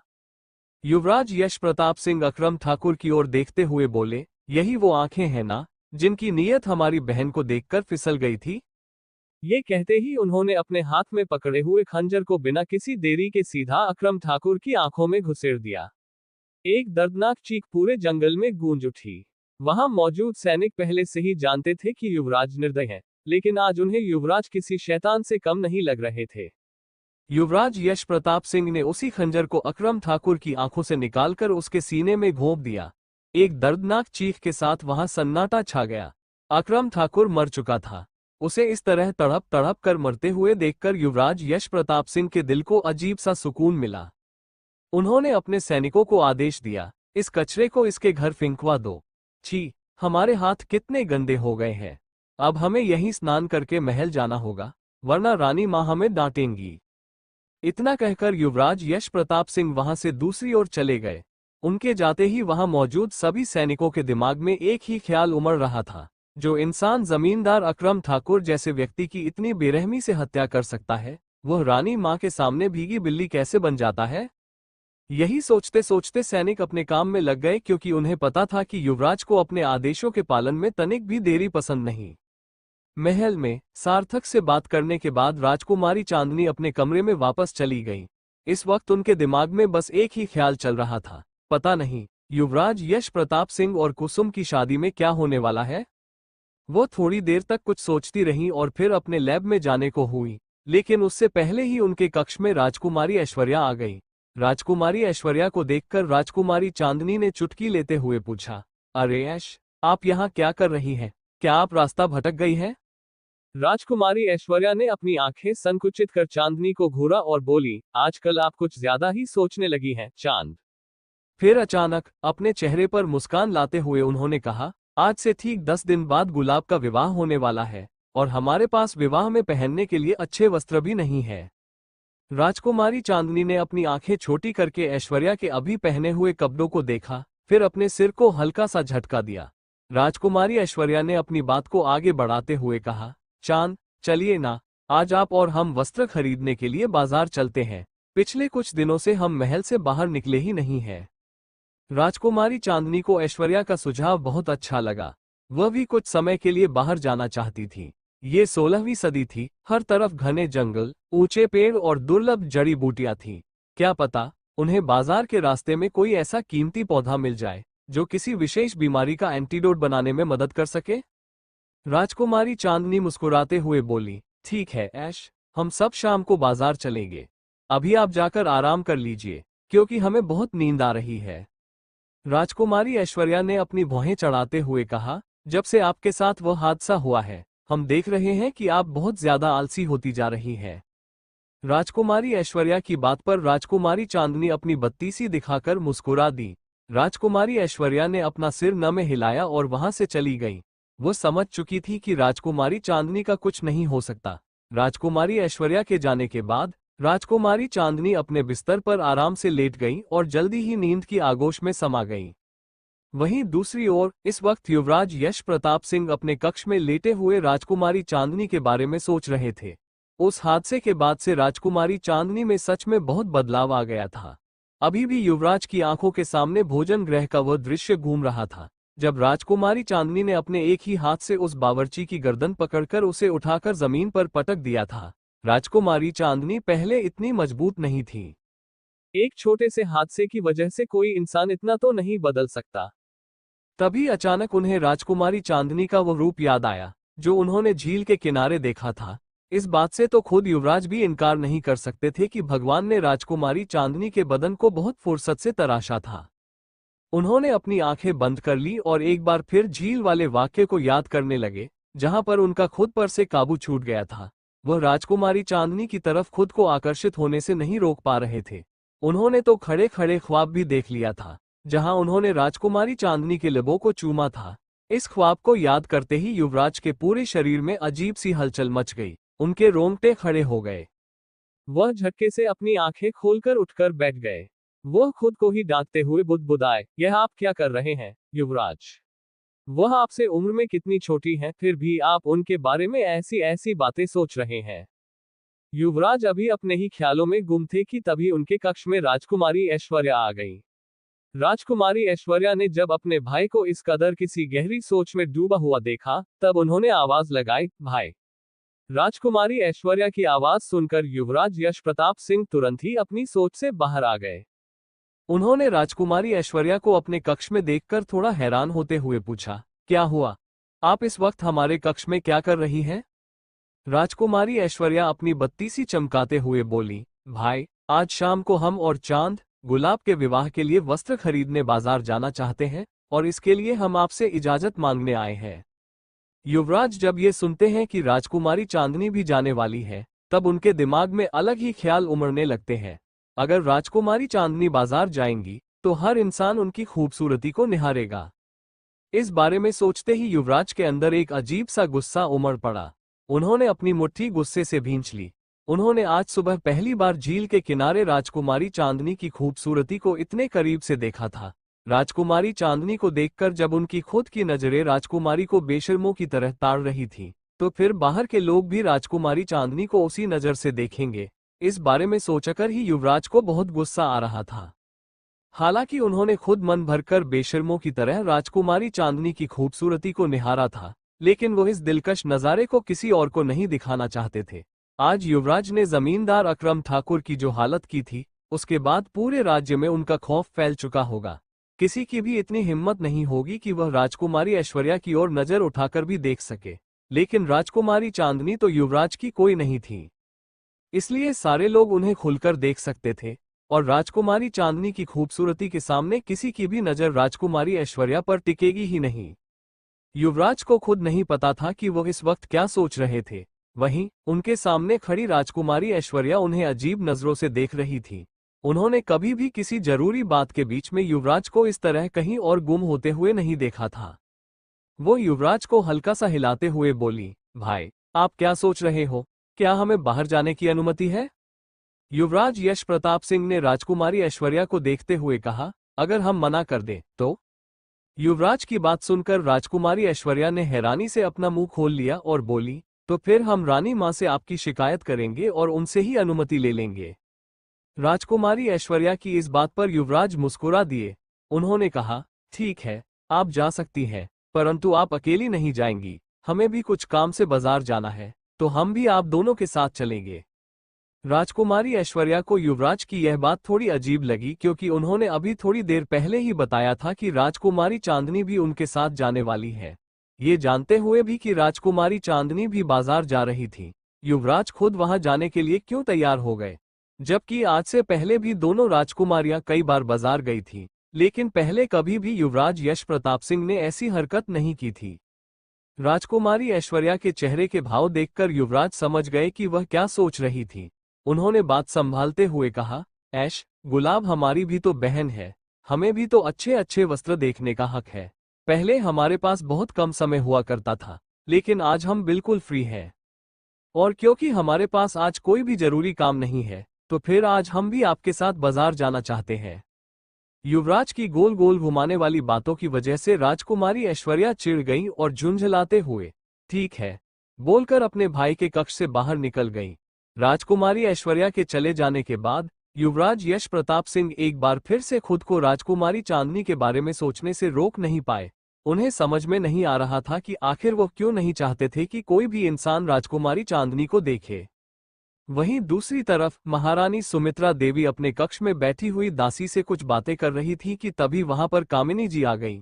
कामिनी जी को देखकर महारानी सुमित्रा देवी ने दासी को बाहर जाने का इशारा किया, तो दासी उनके इशारे पर तुरंत बाहर चली गई। इसके बाद महारानी सुमित्रा देवी ने कामिनी जी को बैठने का संकेत दिया। कामिनी जी भी चुपचाप बैठ गईं। फिर महारानी सुमित्रा देवी ने उन्हें बोलने का इशारा किया, तो कामिनी जी बोली, जी, अभी कुछ दिनों पहले ही उदय भाई साहब पर इतना बड़ा हमला हुआ कि उन्हें गंभीर चोटें आई हैं। वो अभी तक महल वापस नहीं लौटे हैं और अपना इलाज करवा रहे हैं।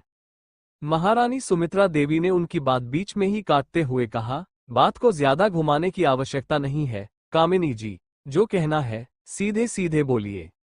जब कामिनी जी को समझ में आ गया कि बात घुमाने का कोई फायदा नहीं है, तब वो सीधे मुद्दे पर आ गईं और बोली, युवराज की उम्र अब 26 वर्ष हो चुकी है। क्या आपको नहीं लगता कि अब उन्हें युवराज से महाराज बन जाना चाहिए? लेकिन राज्याभिषेक की पूजा में उनकी पत्नी का होना भी आवश्यक है, इसलिए हम आपसे अपनी पुत्री कुसुम के लिए युवराज का हाथ मांगना चाहते हैं। कामिनी जी के इतने सीधे शब्दों में बात कहने की वजह से एक पल के लिए वहां सन्नाटा छा गया। महारानी सुमित्रा देवी भी चाहती थी कि युवराज का विवाह हो, लेकिन उन्हें कुसुम बिल्कुल भी पसंद नहीं थी। उन्हें युवराज के लिए राजकुमारी चांदनी अधिक योग्य लगती थी, लेकिन अपने पुत्र के स्वभाव के कारण उन्होंने अपनी इस इच्छा को दबा लिया था।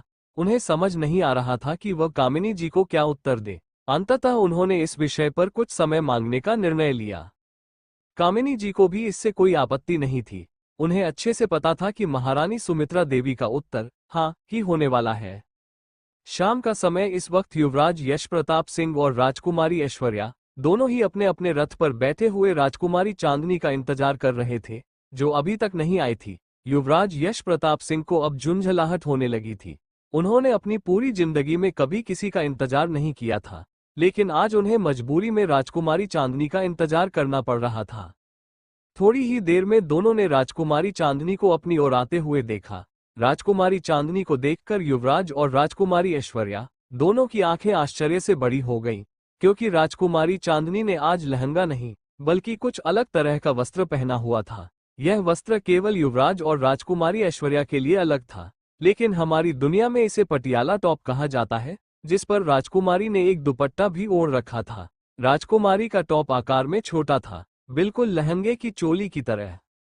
युवराज यश प्रताप सिंह और राजकुमारी ऐश्वर्या ने पहले कभी ऐसे वस्त्र नहीं देखे थे। हालांकि वस्त्र इतने अधिक खुलासे वाले भी नहीं थे कि उन्हें इस दुनिया में नहीं पहना जा सकता था। नीले रंग के उस पटियाला टॉप में राजकुमारी चांदनी बला की खूबसूरत लग रही थी। युवराज की तो बात ही छोड़िए, राजकुमारी ऐश्वर्या सहित हर एक सैनिक अपनी आंखें फाड़े राजकुमारी चांदनी को देख रहा था। जब युवराज को एहसास हुआ कि सभी लोग राजकुमारी चांदनी को ही देख रहे थे, तो उन्हें गुस्सा आने लगा। उन्हें खुद नहीं पता था क्यों, लेकिन सबका इस तरह से राजकुमारी को देखना उन्हें बिल्कुल पसंद नहीं आ रहा था। वो गुस्से में तुरंत ही राजकुमारी चांदनी से अपना मुंह फेर लेते, परंतु हमारी राजकुमारी चांदनी भी कम एटीट्यूड वाली नहीं थी। उन्होंने भी नजर घुमाकर युवराज को देखने की आवश्यकता नहीं समझी। इस बात को युवराज ने भी नोटिस किया, लेकिन गुस्से के बावजूद उन्होंने कोई प्रतिक्रिया नहीं दी। थोड़ी ही देर में तीनों बाजार के लिए निकल गए। बाजार के द्वार पर पहुंचते ही तीनों अपने अपने रथ से उतर गए और अपने सैनिकों के साथ आगे बढ़ने लगे। राजकुमारी चांदनी बहुत ही शातिर दिमाग की थी। जब वह अपनी दुनिया में अकेले कहीं बाहर जाती थी तब उन पर न जाने कितने दुश्मन हमला करते थे। इसी वजह से आज राजकुमारी ने बाहर जाते समय ऐसे वस्त्र धारण किए थे जिससे वह किसी भी दुश्मन से आराम से लड़ सकती थी। अगर उन्होंने लहंगा पहना होता तो संभव था कि वह खुद ही फंसकर गिर जाती, लेकिन आज उन्होंने ऐसा वस्त्र पहना था जिससे वो अपने हाथ और पैरों का अच्छे से इस्तेमाल कर सकती थी। तीनों ही एक कपड़े की दुकान पर चले गए।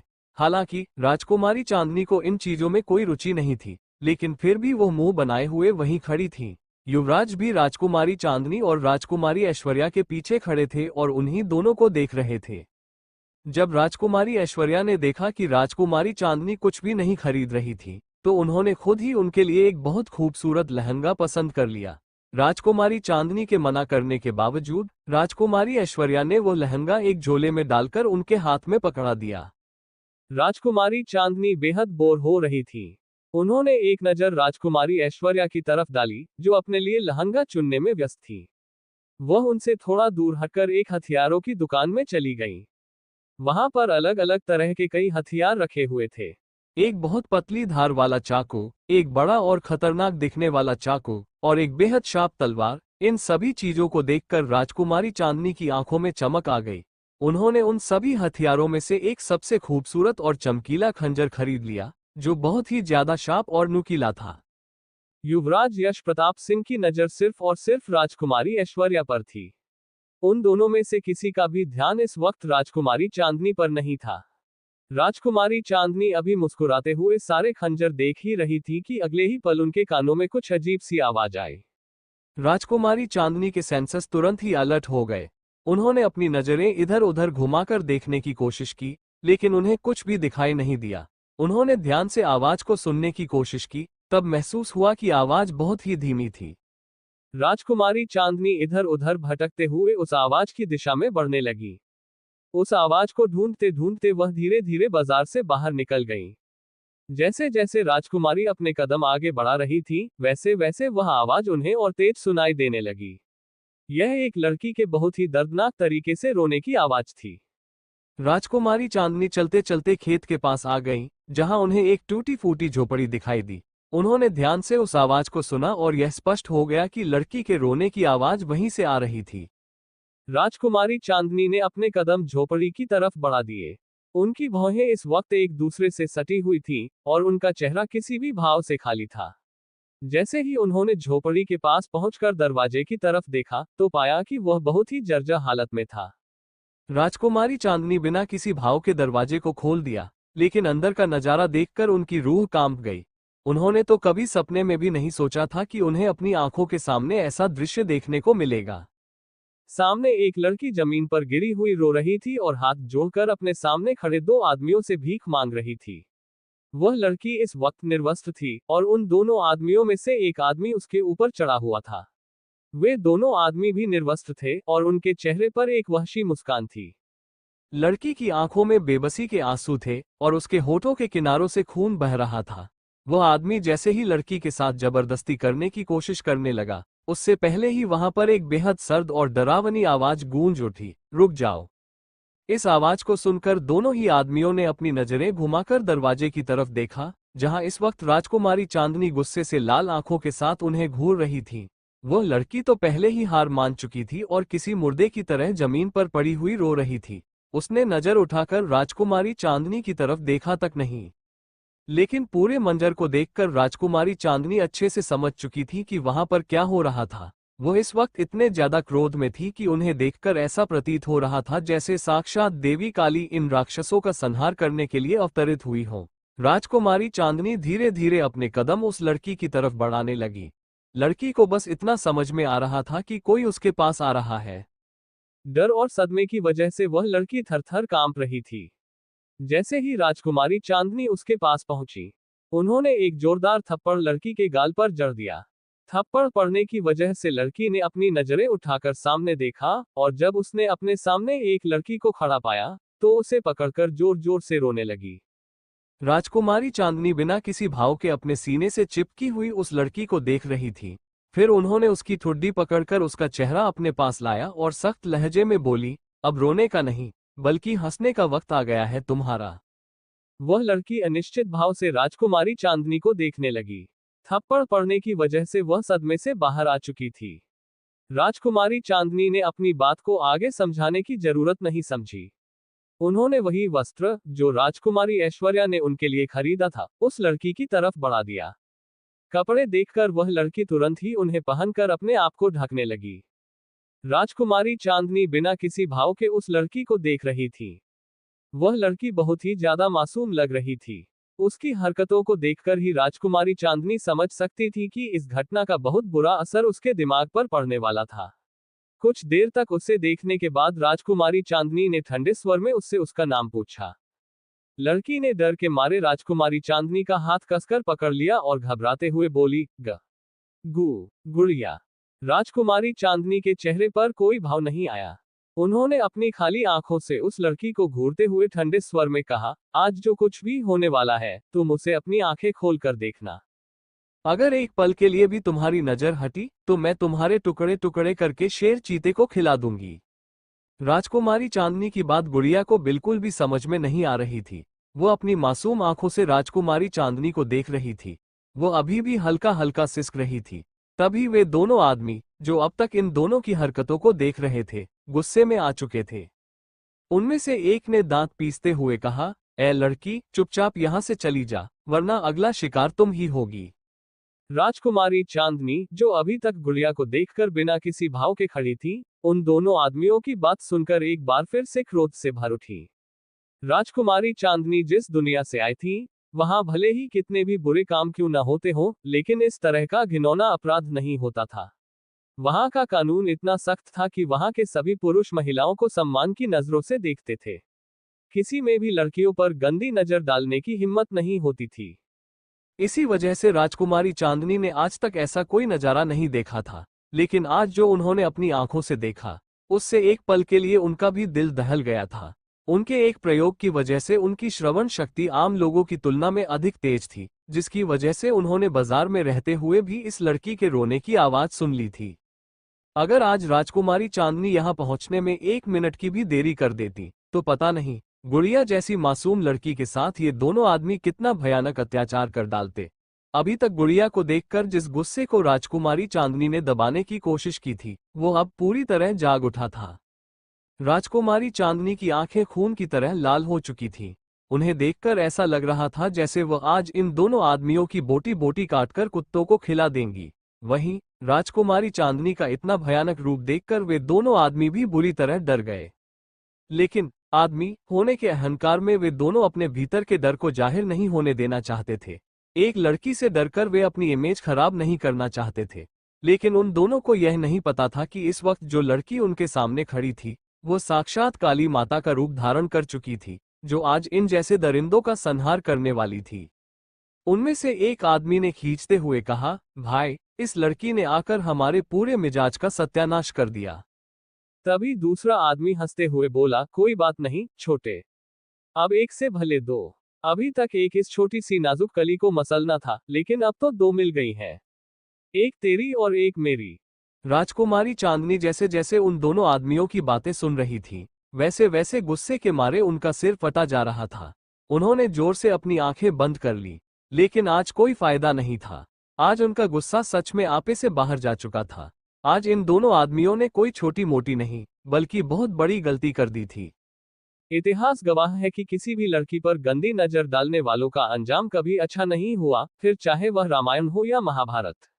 वहीं दूसरी तरफ उन दोनों आदमियों की बातें सुनकर गुड़िया बहुत बुरी तरह डर गई थी। वह नहीं चाहती थी कि ये लोग राजकुमारी चांदनी के साथ भी कुछ बुरा करें। वो बहुत ही डरी हुई आवाज में बोली, दीदी, आप प्लीज यहां से चली जाइए, वरना ये लोग आपको भी नहीं छोड़ेंगे। गुड़िया की बात सुनकर राजकुमारी चांदनी ने झटके से अपनी आंखें खोल दी और किसी साइको की तरह उन दोनों आदमियों को घूरते हुए कहा, गुड़िया, आज इन लोगों की जो हालत होने वाली है उसे तुम्हें अपनी आंखों से देखना है। अपनी हालत सुधारो, अब वक्त आ गया है कि तुम्हारे साथ न्याय हो और गुनहगारों को सजा मिले। राजकुमारी चांदनी इस वक्त बिल्कुल किसी साइको की तरह लग रही थी। उनका ये रूप देखकर वे दोनों आदमी बहुत बुरी तरह डर चुके थे। वो दोनों आदमी अपने चेहरे पर गंदी सी हंसी लिए राजकुमारी चांदनी की तरफ बढ़ गए। उनकी आंखों में दरिंदगी साफ देखी जा सकती थी। उन दोनों आदमियों को चांदनी की तरफ बढ़ता हुआ देखकर गुड़िया डर गई। वह चांदनी को बचाना चाह रही थी, लेकिन अगले ही पल जो हुआ, उसे देखकर गुड़िया की आंखें हैरानी से फैल गईं। वे दोनों आदमी राजकुमारी चांदनी को छू भी पाते, उससे पहले ही चांदनी ने अपने दोनों हाथों का मजबूत पंच बनाकर उनके चेहरे पर दे मारा। राजकुमारी चांदनी का पंच इतना जोरदार था कि उन दोनों आदमियों को ऐसा महसूस हुआ जैसे उनकी नाक ही टूट गई हो। इस वक्त चांदनी की आंखें लावा की तरह धधक रही थीं। वो उसी क्षण इन दोनों आदमियों को जान से मार देना चाहती थी। गुड़िया को देखकर वह अपनी कर्कश आवाज में बोली, गुड़िया, मेरे पीछे आओ और अपने गुनहगारों का हश्र देखो। इतना कहकर राजकुमारी चांदनी ने उन दोनों आदमियों के बाल पकड़ लिए और बिना इस बात की परवाह किए कि उन्होंने अपनी कमर पर सिर्फ एक छोटा सा कपड़ा लपेट रखा था, वह बेदर्दी से उनके बालों को पकड़कर घसीटते हुए बाहर ले जाने लगी। वहां के लोग प्राकृतिक जड़ी बूटियों से अपने बाल धोते थे, जिसकी वजह से उनके बाल बहुत मजबूत होते थे, लेकिन दर्द तो उतना ही होता था। कोष्टक। राजकुमारी चांदनी ने उन दोनों को इतनी बेरहमी से पीटा कि वे किसी भी तरह अपने बाल छुड़ाना चाह रहे थे। उन्हें इस बात का भी होश नहीं था कि उनके तन पर कपड़े नहीं थे। गुड़िया भी राजकुमारी चांदनी के पीछे पीछे चलने लगी। वह अभी भी बहुत हैरान थी। राजकुमारी चांदनी उन दोनों आदमियों को घसीटते हुए बाजार में ले आई। जैसे ही उसने बाजार में कदम रखा, वहां मौजूद सभी लोगों की नजरें उस पर टिक गईं। धीरे धीरे वहां भीड़ इकट्ठा होने लगी। सभी यह नजारा देखकर दंग थे। वहां मौजूद किसी ने भी यह नहीं सोचा था कि एक लड़की में इतनी ताकत हो सकती है। लेकिन वह एंजेलिना थी, जो अपनी दुनिया में एक खतरनाक माफिया डॉक्टर रह चुकी थी। आसान शब्दों में कहें तो वो एक वन मैन आर्मी से कम नहीं थी। राजकुमारी चांदनी ने उन दोनों आदमियों को बाजार के बीचों बीच घसीटकर फेंक दिया। बिना कपड़ों के होने की वजह से उनके शरीर पर गहरी चोटें लग गईं, लेकिन चांदनी यही नहीं रुकी।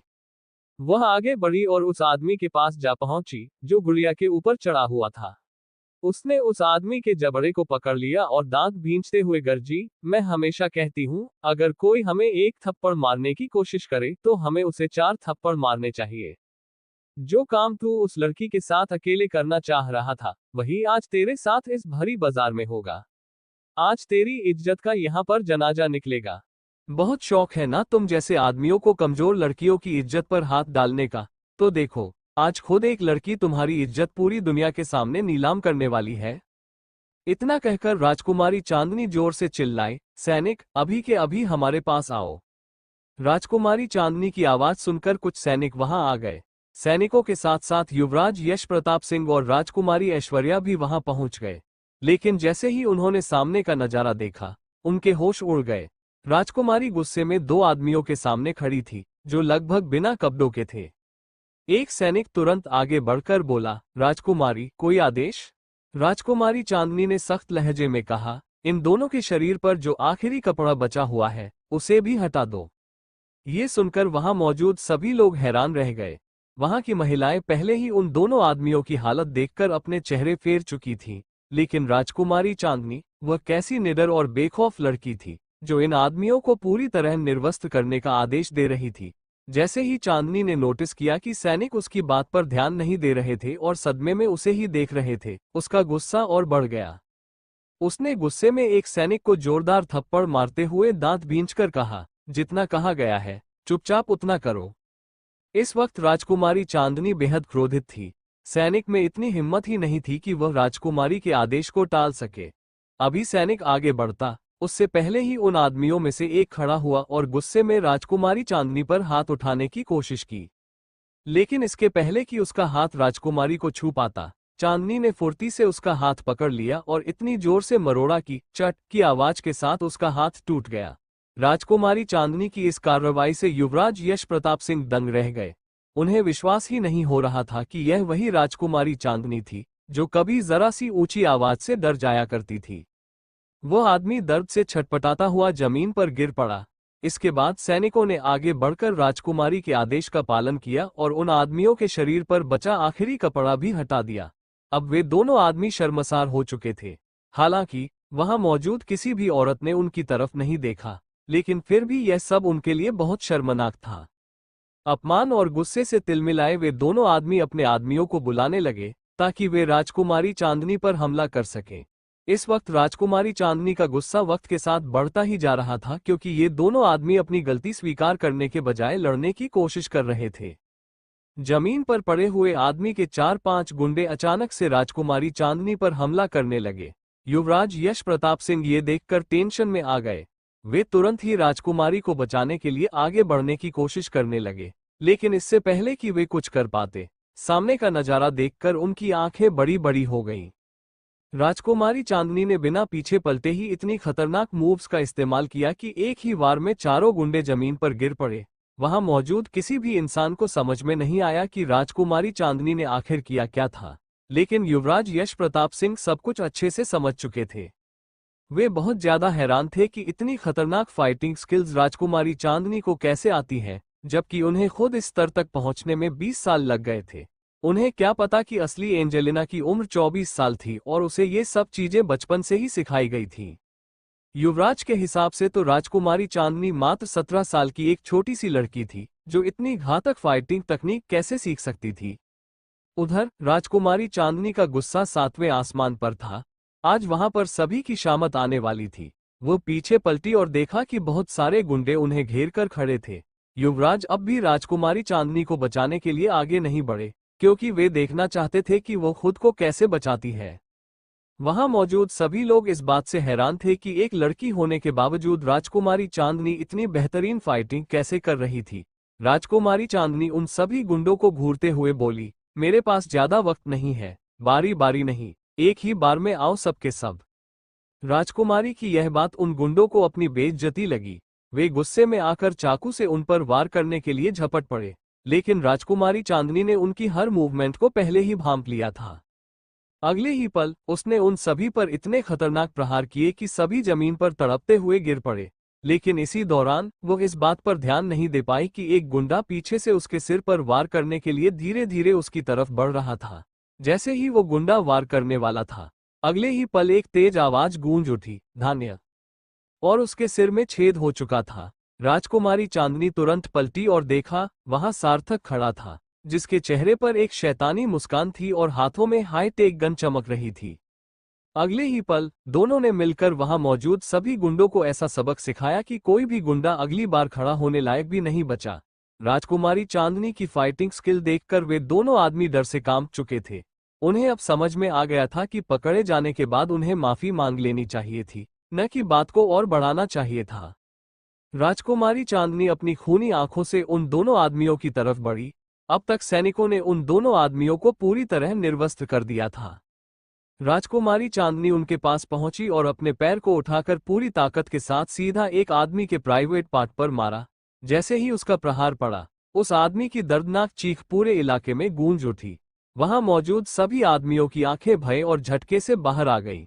आखिर इस दर्द को एक आदमी से बेहतर और कौन समझ सकता था। लेकिन राजकुमारी चांदनी इतने पर भी नहीं रुकी। वो लगातार उसी स्थान पर वार करती रही, जब तक कि वहां से खून नहीं निकलने लगा। इस वक्त तो राजकुमारी चांदनी की क्रूरता देखकर युवराज यश प्रताप सिंह भी कांप उठे थे। राजकुमारी दांत पीसते हुए वार पर वार कर रही थी और एक ही बात दोहरा रही थी, कमजोर लड़कियों की इज्जत पर हाथ डालने वाले इंसान को आज सही मायनों में मैं नामर्द बना दूंगी। इसी चीज पर तो इतना घमंड रहता है ना तुम आदमियों को, अब यही चीज तुम लोगों से छीन ली जाएगी। राजकुमारी चांदनी की बात सुनकर युवराज सम्राट सिंह भी समझ गए कि यहाँ क्या चल रहा था। इस बारे में सोचकर उनके अंदर भी गुस्सा उमड़ पड़ा। उनके जमाने में इस तरह की गलती करने की हिम्मत कोई लड़का नहीं करता था। युवराज सम्राट सिंह दूसरे आदमी के पास गए और वही प्रक्रिया दोहराए। अब वे दोनों आदमी दर्द से तड़पते हुए भीख मांगने लगे, हमें माफ कर दीजिए, हम आज के बाद कभी ऐसा गुनाह नहीं करेंगे। राजकुमारी चांदनी को जब यकीन हो गया कि अब ये आदमी सच में नामर्द बन चुके हैं, तब उसने वार करना बंद किया। उनमें से एक आदमी के शरीर से बहुत ज्यादा खून बह रहा था। वह लगभग बेहोशी की कगार पर पहुंच चुका था। राजकुमारी चांदनी उसके सामने झुकी, उसके जबड़े को मजबूती से पकड़कर बोली, जो तू उस लड़की के साथ करने वाला था, वही इस भरे बाजार में तेरी माँ और बहन के साथ करवाऊं। वह आदमी अपनी माँ और बहन का नाम सुनते ही घबराकर हाथ जोड़कर गिड़गिड़ाने लगा, प्लीज मुझे माफ कर दो, मेरी गलती की सजा उन्हें मत दो। राजकुमारी चांदनी ने उसके चेहरे पर एक जोरदार तमाचा मारते हुए कहा, वो लड़की भी तो किसी की बहन थी। क्या ये ख्याल तुम्हारे दिमाग में उस वक्त नहीं आया जब तुम्हारी बहन को कोई गंदी नजर से देखता है, तब तुम्हें तकलीफ होती है, लेकिन तुम किसी और की बहन के साथ ये घटिया हरकत कर सकते हो? राजकुमारी की आंखों में आग थी और उसकी आवाज पूरे बाजार में गूंज रही थी। वहीं इस भीड़ में थोड़ी दूरी पर खड़ी गुड़िया ये सब देख रही थी। वो तो अपने साथ हुए हादसे को लगभग भूल ही चुकी थी। उसे अब उन दोनों आदमियों पर ही तरस आने लगा था, लेकिन फिर भी गुड़िया के दिल को एक अलग ही सुकून मिल रहा था, क्योंकि राजकुमारी चांदनी ने कहीं पर भी उसका नाम उजागर नहीं होने दिया था। फिर राजकुमारी चांदनी दूसरे आदमी के पास गई और ठंडे लहजे में बोली, तुम लोगों को पता है कि तुम अभी जिंदा क्यों हो? क्योंकि इस गलती की असली सजा तो दर्दनाक मौत है। दोनों ही आदमियों ने अपना सिर नामे हिला दिया, क्योंकि उन्हें सच में नहीं पता था कि वे अब तक जिंदा क्यों बचे थे। राजकुमारी चांदनी हल्की हंसी के साथ उन्हें जवाब देते हुए बोली, क्योंकि तुम लोग जो करना चाहते थे उसमें कामयाब नहीं हो पाए, वरना इस हालत के बाद मैं तुम लोगों को जिंदा जला देती। और तुम्हें ये भयानक सजा इस भरे बाजार में सिर्फ इसलिए दी गई है ताकि यहाँ मौजूद हर आदमी देख सके कि बलात्कार जैसे अपराध की सजा कितनी भयानक हो सकती है। अगली बार अगर किसी ने ऐसी गलती की तो उसके साथ साथ उसकी माँ और बहन की इज्जत भी इसी भरे बाजार में उछाल दूंगी। अगर अपनी माँ और बहन की इज्जत चाहते हो तो दूसरी औरतों की भी इज्जत करना सीखो। हालांकि माँ और बहन वाली बात राजकुमारी चांदनी ने सिर्फ लोगों के दिमाग में डर पैदा करने के लिए कही थी, वो ऐसा सच में करने नहीं वाली थी। राजकुमारी चांदनी की सोच के मुताबिक वहां मौजूद सभी आदमी बहुत बुरी तरह डर चुके थे। पहले तो कोई भी आदमी अपने घर की औरत की इज्जत को यूं नीलाम होते नहीं देख सकता था, और दूसरा, किसी को अपनी मर्दानगी खत्म करने का शौक नहीं था। वहां मौजूद सभी आदमी डर भरी नजरों से राजकुमारी चांदनी को देख रहे थे, जबकि वहां खड़ी सभी औरतें उसे सम्मान भरी नजरों से निहार रही थीं। अगर राजकुमारी चांदनी ने इन्हें अकेले में सबक सिखाया होता तो सिर्फ 2 लोग ही सीख पाते, लेकिन उसने इन्हें पूरी भरी बाजार में सबक सिखाया था, जिसके परिणामस्वरूप अब हर आदमी औरतों को आंख उठाकर देखने से भी डरने लगा था। वहां पर मौजूद सभी आदमियों की आंखों में राजकुमारी चांदनी के लिए डर था। आज जो कुछ भी हुआ उसके बाद राजकुमारी चांदनी इतना तो समझ चुकी थी कि अगले कुछ दिनों तक इस राज्य में कोई दुर्घटना नहीं होगी, लेकिन उसे ये भी पता था कि यह 16वीं सदी थी, जहां साल 2104 की तरह औरतों के लिए कोई सख्त कानून नहीं था, और इस दौर में कम से कम 75% आदमी ठरकी हुआ करते थे। कुछ देर तक सोचने के बाद राजकुमारी चांदनी बोल उठी, और महिलाओं, जब भी आप ऐसी मुसीबत में पड़ोगी ना, हर वक्त मैं नहीं आऊंगी आपको बचाने। आपको आत्मरक्षा करना सीखना होगा। राजकुमारी चांदनी की यह बात सुनकर वहां मौजूद सभी औरतें खुसुर फुसुर करने लगी। चांदनी समझ गई कि इतनी आसानी से यहाँ की औरतों को उसकी बात नहीं समझाई जा सकती। वो कड़क आवाज में आदेश देते हुए बोली, मैं एक संस्था खोलने वाली हूँ, जहाँ प्रतापगढ़ की सभी औरतों का आना जरूरी होगा। मैं बस इतना चाहती हूँ कि आप सभी खुद को इतना काबिल बना लें कि इन जैसे दरिंदों से खुद को सुरक्षित रख सकें। अब जाकर वहां की महिलाओं को राजकुमारी चांदनी की बातें समझ में आने लगी। चांदनी ने एक बार फिर कहा, और जो कुछ भी आपको सिखाया जाएगा उसे खुद तक ही सीमित रखना होगा। आपकी सीखी हुई बातें किसी भी पुरुष तक नहीं पहुंचनी चाहिए। अगर आप अपने भाई और पिता पर भरोसा करके उन्हें आत्मरक्षा के कुछ पाठ सिखा दोगी तो वे आपके सामने तो कुछ नहीं करेंगे, लेकिन घर से बाहर निकलते ही वही लड़कियों को परेशान करेंगे। अरे, आपको क्या ही पता कि आपके घर के आदमी भी सही हैं या नहीं। और एक बात मैं साफ साफ बता रही हूँ, दिन के 5वें पहर पर आप सभी महिलाओं को वहां आना होगा, वरना आपको सजा मिलेगी। संस्था खुलने में अभी वक्त है, लेकिन 10 दिन बाद से आप सभी तैयार रहिएगा। राजकुमारी चांदनी की बात सुनकर सभी औरतों के मन में तितलियां उड़ने लगी। वे सब अभी से ही उत्साहित हो गई थी, लेकिन वहां मौजूद कुछ आदमी इस योजना को स्वीकार करने के लिए तैयार नहीं थे। वे नहीं चाहते थे कि महिलाएं उनसे आगे बढ़ें। वे इस योजना के खिलाफ आवाज उठाते हुए बोले, देखो भाई लोग, अब इन महिलाओं को पुरुष बनाने की कोशिश की जा रही है। महिलाओं का काम घर में चूल्हा चौका करना होता है, ये सब बकवास सीखना नहीं। तभी भीड़ में से एक रौबदार आवाज सभी को सुनाई दी, ठीक है, तो फिर बुलाओ अपने घर की औरतों को यहाँ पर। अभी देखो कि क्या वे राजकुमारी चांदनी की तरह अपने लिए लड़ सकती हैं या नहीं। यह आवाज युवराज यश प्रताप सिंह की थी, जो इस वक्त बेहद गुस्से में नजर आ रहे थे। वही आदमी जो अभी तक राजकुमारी चांदनी के खिलाफ बोल रहा था, अपने घर की औरतों का नाम सुनते ही चुप हो गया। कहीं न कहीं वह भी चाहता था कि उसकी घर की औरतें कम से कम इतनी मजबूत तो हो ही जाएं कि खुद को दूसरों से बचा सकें। वह अच्छे से समझ रहा था कि उसकी गैरमौजूदगी में उसकी बेटी या फिर उसकी पत्नी किसी मुसीबत में पड़ सकती है, और हर वक्त राजकुमारी चांदनी उनके पास नहीं रह सकती। आखिरकार वह आदमी भी हार मान गया और बोला, ठीक है, हमें युवराज और राजकुमारी चांदनी की बात से कोई आपत्ति नहीं है। उस आदमी की बात सुनकर वहां मौजूद सभी शाही परिवार के लोग खुश हो गए। युवराज सम्राट और राजकुमारी चांदनी ने एक नजर एक दूसरे को देखा, फिर अपने सामने रौब से खड़े युवराज यश प्रताप सिंह को देखने लगे। राजकुमारी चांदनी मन ही मन बोली, अगर गलती से मेरी शादी इसके साथ हो भी गई, तो फिर आज मेरी फाइटिंग देखने के बाद इसके अंदर इतनी हिम्मत नहीं होगी कि यह मेरे साथ जबरदस्ती करने की सोचे। उसे अचानक ही इस कहानी का शादी वाला प्लॉट याद आ गया, जहां युवराज ने राजकुमारी चांदनी को बहुत टॉर्चर किया था। वह मन ही मन सोचने लगी कि अगर वह अपनी फाइटिंग स्किल से युवराज यश प्रताप सिंह को डराने में कामयाब हो गई, तो फिर युवराज उसे कभी टॉर्चर करने के बारे में नहीं सोचेगा। ये सोचते ही राजकुमारी चांदनी के चेहरे पर एक शैतानी मुस्कान आ गई। पर बेचारी राजकुमारी चांदनी को क्या ही पता था कि युवराज यश प्रताप सिंह कितना बड़ा हैवान था। यूं ही उसका खौफ पूरे प्रतापगढ़ में नहीं फैला था। वहीं सार्थक के मन में भी इस कहानी को लेकर अलग अलग विचार चल रहे थे। उसे खुद पर ही गुस्सा आ रहा था कि उसने इस कहानी को पूरा क्यों नहीं पढ़ा। थोड़ी देर बाद अब रात होने को आई थी। सब अभी तक बाजार में ही थे, इसलिए उन्होंने रात का भोजन यहीं करने की योजना बना ली। पास में ही केदारनाथ प्रसाद का एक ढाबा था। सभी वहां भोजन करने के लिए चले गए।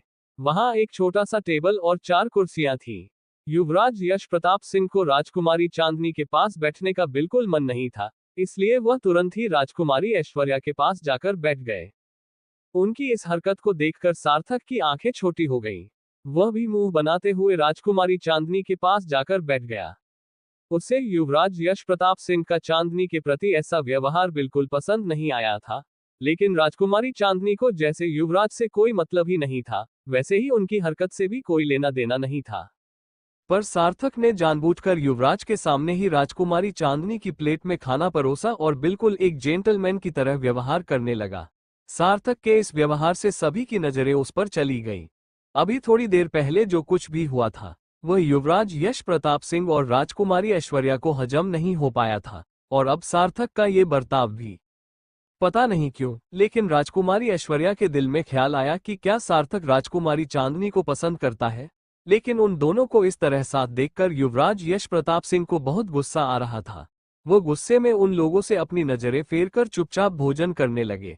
फिर भी बार बार उनकी नजरें अनायास ही सार्थक और राजकुमारी चांदनी पर जा रही थीं। वहीं खाना खाते वक्त राजकुमारी चांदनी को महसूस हो रहा था कि युवराज यश प्रताप सिंह उन्हें घूर रहे थे, जिससे वो बहुत असहज हो गईं। इसी वजह से उनके गले में भोजन अटक गया। राजकुमारी चांदनी को यूं खांसते देख युवराज यश प्रताप सिंह पानी का गिलास उनकी ओर बढ़ाने ही वाले थे कि उससे पहले ही युवराज सम्राट सिंह ने राजकुमारी चांदनी को पानी का गिलास थमा दिया। राजकुमारी चांदनी खांसते खांसते धीरे धीरे पानी पीने लगी और युवराज सम्राट सिंह उनके पीठ पर हल्के हाथ से सहलाने लगे। युवराज सम्राट सिंह की इस हरकत से युवराज यश प्रताप सिंह बहुत गुस्सा हो गए।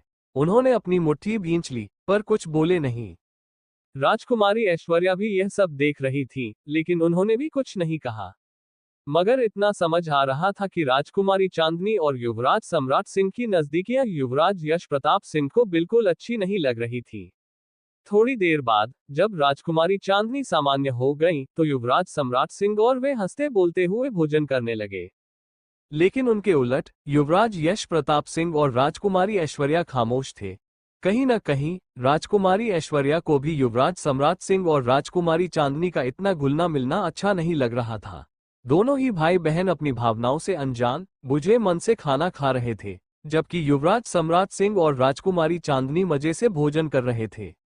रात का समय, राजकुमारी चांदनी का कक्ष। बाहर घूमने फिरने के बाद राजकुमारी चांदनी थोड़ी थक गई थी। ऊपर से दिन भर का गुस्सा भी उनके सिर पर भारी पड़ रहा था, जिससे उन्हें हल्का हल्का सिरदर्द होने लगा था। अपने कक्ष में आते ही उन्होंने जल्दी से सिरदर्द और नींद की दवा ले ली।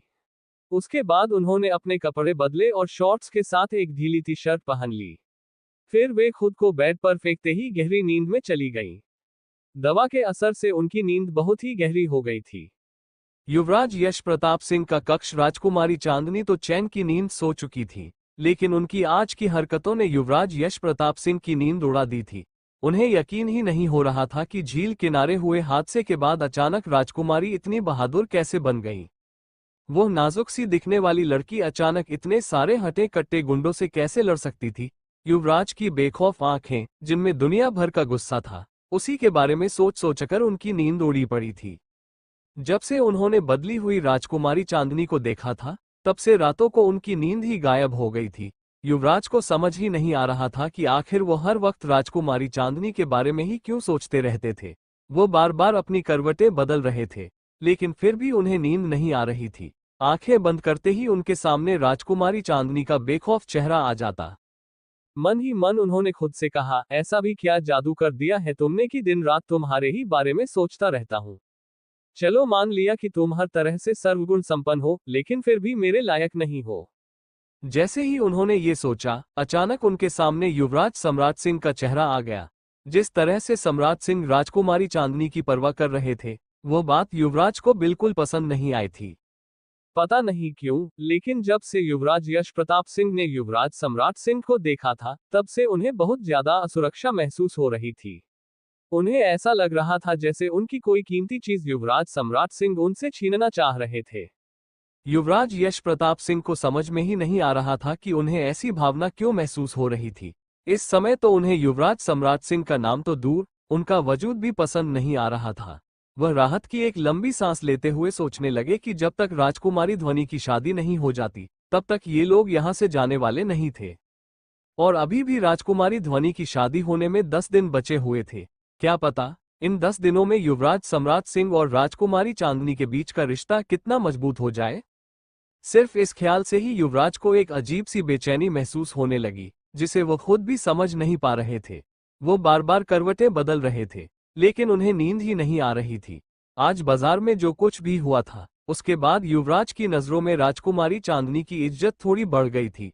आज पहली बार था जब उनकी आंखों में राजकुमारी चांदनी के लिए नफरत नहीं, बल्कि प्रशंसा के भाव थे। वहीं दूसरी ओर राजकुमारी ऐश्वर्या का कक्ष। आज बाजार में जो कुछ भी हुआ था, उसकी वजह से राजकुमारी ऐश्वर्या की भी नींद उड़ी हुई थी। उन्हें समझ में नहीं आ रहा था कि डरपोक कही जाने वाली राजकुमारी चांदनी अचानक से इतनी बहादुर कैसे हो गई। आज जो डायलॉग राजकुमारी चांदनी ने बोले थे, वे सारी बातें राजकुमारी ऐश्वर्या के दिल में उतर चुकी थी। सच में राजकुमारी चांदनी बहुत समझदार थी। उनकी समझदारी भरी बातें सोचकर राजकुमारी ऐश्वर्या को ऐसा लग रहा था जैसे वह किसी सियासत की रानी हो। तभी अचानक उनकी आंखों के सामने युवराज सम्राट सिंह का चेहरा आ गया। युवराज सम्राट सिंह के बारे में सोचते ही उनके चेहरे पर अनायास ही एक हल्की मुस्कान आ गई। जब से उन्होंने आज युवराज सम्राट सिंह की फाइटिंग स्किल्स देखी थी, तब से ही वह उन्हें पसंद करने लगी थी। युवराज सम्राट सिंह किसी भी मामले में युवराज यश प्रताप सिंह से कम नहीं थे।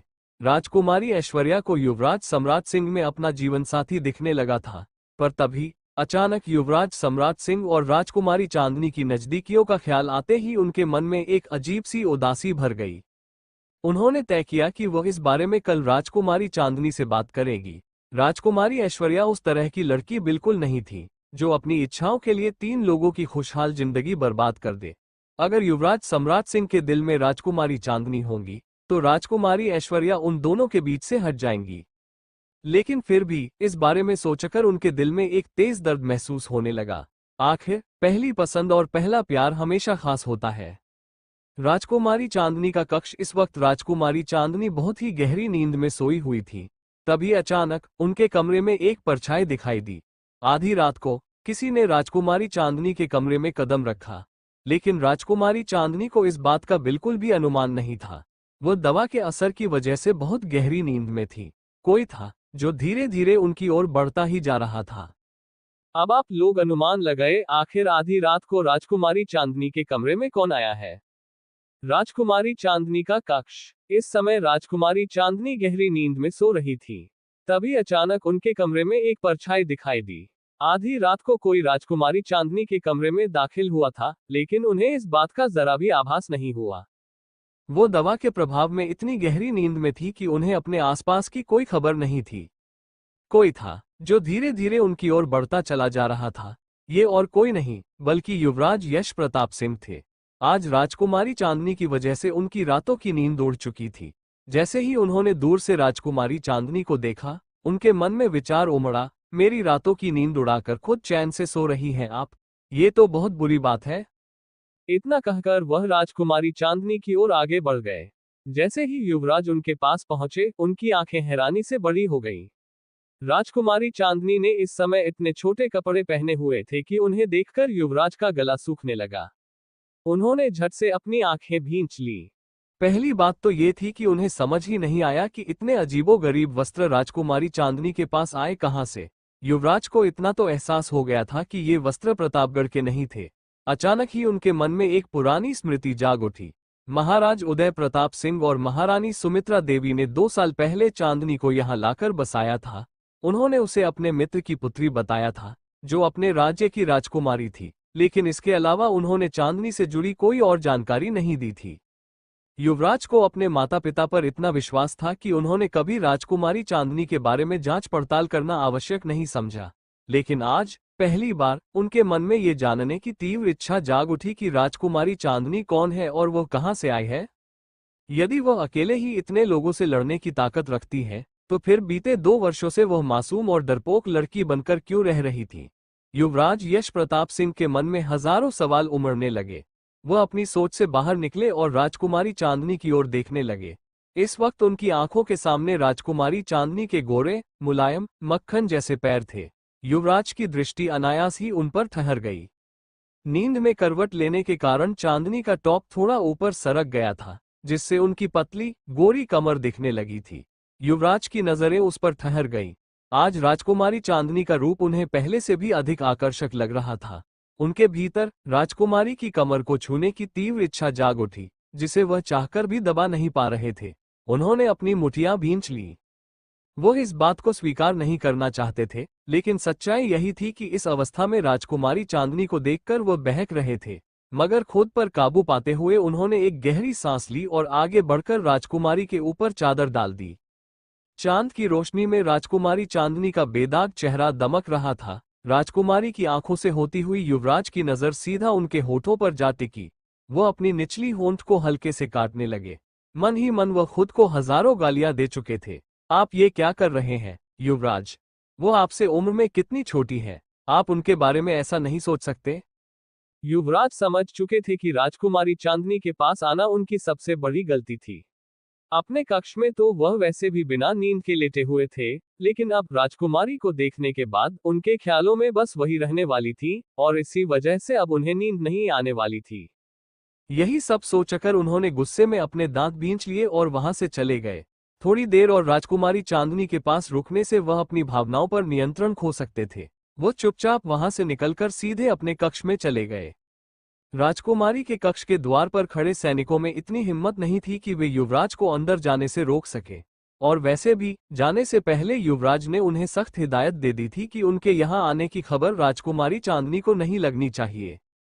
अगली सुबह रात को दवा लेकर जल्दी सोने की वजह से राजकुमारी चांदनी की नींद सुबह जल्दी खुल गई। वो उठकर तुरंत फ्रेश होने के लिए चली गई। आज भी उन्होंने कल की तरह ही कपड़े पहने हुए थे। लहंगे की जगह पटियाला पहन रखा था। बेचारी राजकुमारी चांदनी उर्फ एंजेलिना लहंगा पहनकर 5-6 बार से ज्यादा गिर चुकी थी। उन्होंने आज बेहद ही खूबसूरत लाल रंग की चोली के साथ लाल रंग का पटियाला और कत्थई रंग की जालीदार ओढ़नी ओढ़ रखी थी। आज का उनका लुक देखकर किसी के भी दिल की घंटी बज सकती थी। हालांकि उन्होंने गहने बहुत कम पहने थे, फिर भी वो किसी अप्सरा से कम नहीं लग रही थी। तैयार होने के बाद राजकुमारी चांदनी सीधा अपनी लैब में चली गई। उनकी लैब उनकी सबसे पसंदीदा जगह थी। सबसे पहले उन्होंने अपने रॉकेट की लोकेशन चेक की। रॉकेट पृथ्वी की कक्षा से बाहर जा चुका था और बड़ी ही तेज रफ्तार से चांद की ओर बढ़ रहा था। इसके बाद राजकुमारी चांदनी लक्ष्य की ओर देखने लगी। लक्ष्य की ओर नजर पड़ते ही अचानक से उनके पेट में तेज दर्द उठा। वो कोई आम लड़की नहीं थी जो छोटी छोटी बातों पर रोने लगे, लेकिन जो दर्द उन्हें इस वक्त महसूस हो रहा था वो असहनीय था। राजकुमारी चांदनी ने अपने पेट को पकड़कर जमीन पर गिर गई। अब तक उनका चेहरा पीला पड़ चुका था। समय के साथ साथ उनका दर्द बढ़ता ही जा रहा था। लक्ष्य चुपचाप राजकुमारी चांदनी को देख रहा था। लेकिन हिल नहीं रहा था क्योंकि उसे अभी तक कोई आदेश नहीं मिला था। यही दर्द सहते हुए अचानक राजकुमारी चांदनी के मुंह से खून आने लगा। उन्होंने जोर से अपनी आंखें बंद कर ली और जमीन पर पड़ी रहीं। वहां का माहौल अत्यधिक तनावपूर्ण हो चुका था। राजकुमारी चांदनी को इतनी तकलीफ में देखकर ऐसा लग रहा था जैसे अगले ही पल उनके शरीर से प्राण निकल जाएंगे। इस वक्त वह इतनी ज्यादा कमजोर हो चुकी थी कि लक्ष्य को टेम्पररी एंटीडोट लाने के लिए कह भी नहीं सकती थी, क्योंकि लक्ष्य के पास पैर ही नहीं थे। अब तक लक्ष्य का रोबोटिक हाथ तैयार हो चुका था, बस उसे पूरी तरह कार्यशील बनाने के लिए उस पर मानव कोशिकाओं से बनी कृत्रिम त्वचा चढ़ानी थी। राजकुमारी चांदनी से दर्द अब और बर्दाश्त नहीं हो रहा था। वह जानती थी कि अगर उन्होंने इंजेक्शन नहीं लिया तो उनका दर्द और भी बढ़ता जाएगा। उन्होंने जोर से अपनी मुट्ठी बंद कर ली और दांत भींचते हुए जबरन खड़ी हो गईं। जल्दी से उन्होंने इंजेक्शन निकाला, उसमें दवा भरी और अपने हाथ में इंजेक्ट कर लिया। इस बीच उनका दर्द इस हद तक बढ़ चुका था कि अगले ही पल वह बेहोश हो गई। लेकिन बेहोश होने से पहले उनके मुंह से सिर्फ एक ही शब्द निकला, हेल्प मी लक्ष्य, प्लीज डू समथिंग। अपना नाम सुनते ही लक्ष्य तुरंत एक्टिवेट हो गया और राजकुमारी चांदनी की हालत को देखकर उनके बारे में इंटरनेट पर सर्च करने लगा। सर्च करने के बाद उसे पता चला कि राजकुमारी चांदनी बेहोश हो चुकी थी। इसके बाद लक्ष्य ने यह ढूंढना शुरू किया कि किसी इंसान को बेहोशी से बाहर कैसे लाया जाता है। सबसे पहले उसने मदद के लिए सार्थक उर्फ युवराज सम्राट सिंह को कांटेक्ट किया। फिर वह लैब में रखी पानी की बोतल लेकर आया और राजकुमारी के ऊपर पानी डाल दिया। उसे लगा कि उसने मदद कर दी है, इसलिए वह वापस डीएक्टिवेट हो गया। पानी पड़ने की वजह से राजकुमारी का कॉन्शियस माइंड एक्टिव हो गया। वो होश में आ चुकी थी, लेकिन हिलने डुलने में असमर्थ थी। एक तरह से वो स्लीपिंग पैरालिसिस की अवस्था में थी। इस बार उन्होंने इंजेक्शन लेने में देर कर दी थी। इसी बीच सार्थक वहां जल्दी से आ पहुंचा। राजकुमारी चांदनी को जमीन पर बेहोश देखकर वह तनाव में आ गया। वह बिना समय गंवाए उनकी ओर बढ़ा और उन्हें अपनी बाहों में उठा लिया। इसके बाद उसने लैब को वापस लॉक किया और राजकुमारी को उनका विशेष ब्रेसलेट पहना दिया। युवराज सम्राट सिंह राजकुमारी को अपनी बाहों में लिए हुए तेजी से उनके कक्ष में पहुंचे और उन्हें बिस्तर पर लिटा दिया। उन्होंने तुरंत अपनी जेब से एक इंजेक्शन निकाला, जिसे उन्होंने लैब में घुसते ही अपनी मुट्ठी में रख लिया था। बिना देर किए उन्होंने राजकुमारी को इंजेक्शन लगा दिया। कुछ ही पलों में राजकुमारी चांदनी सामान्य होने लगी। राजकुमारी ने जो खुद को इंजेक्शन दिया था, उसकी वजह से उनका दर्द कम हो गया था, लेकिन इतनी देर तक दर्द सहने के कारण वह बेहोश हो गई थी। सार्थक ने जो इंजेक्शन दिया था, वो ताकत बढ़ाने वाला इंजेक्शन था। अब धीरे धीरे राजकुमारी चांदनी सामान्य होने लगी थी। ये सब कुछ सिर्फ आधे घंटे के भीतर हुआ था। इस समय राजकुमारी चांदनी और सार्थक की घड़ियों में सुबह के 5:30 बज रहे थे, लेकिन उस दौर के लोगों के अनुसार ये दूसरा पहर चल रहा था। राजकुमारी चांदनी की ऐसी हालत देखकर सार्थक को मार्क्स और स्मिता पर बहुत गुस्सा आ रहा था। वह बहुत अच्छे से जानता था कि इन दोनों लैला मजनू की जोड़ी ने मिलकर एंजेलिना को कितना खतरनाक ड्रग दिया था। जब सार्थक को महसूस हुआ कि राजकुमारी चांदनी अब ठीक हो गई है, तो वह तुरंत वहां से चला गया। उसे यह अच्छे से पता था कि आगे राजकुमारी चांदनी अपना ख्याल खुद रख सकती थी, लेकिन अगर वह वहां और रुका और किसी ने उसे राजकुमारी चांदनी के कक्ष में देख लिया, तो एक अलग ही बवाल खड़ा हो जाता। सार्थक के जाने के बाद राजकुमारी चांदनी थोड़ी सामान्य महसूस करने लगी और फिर आराम से खड़ी होकर कमरे से बाहर निकल गई। इस वक्त उन्हें खुद पर गर्व महसूस हो रहा था, क्योंकि उनके बनाए हुए लक्ष्य ने आज पहली बार उनकी जान बचाई थी।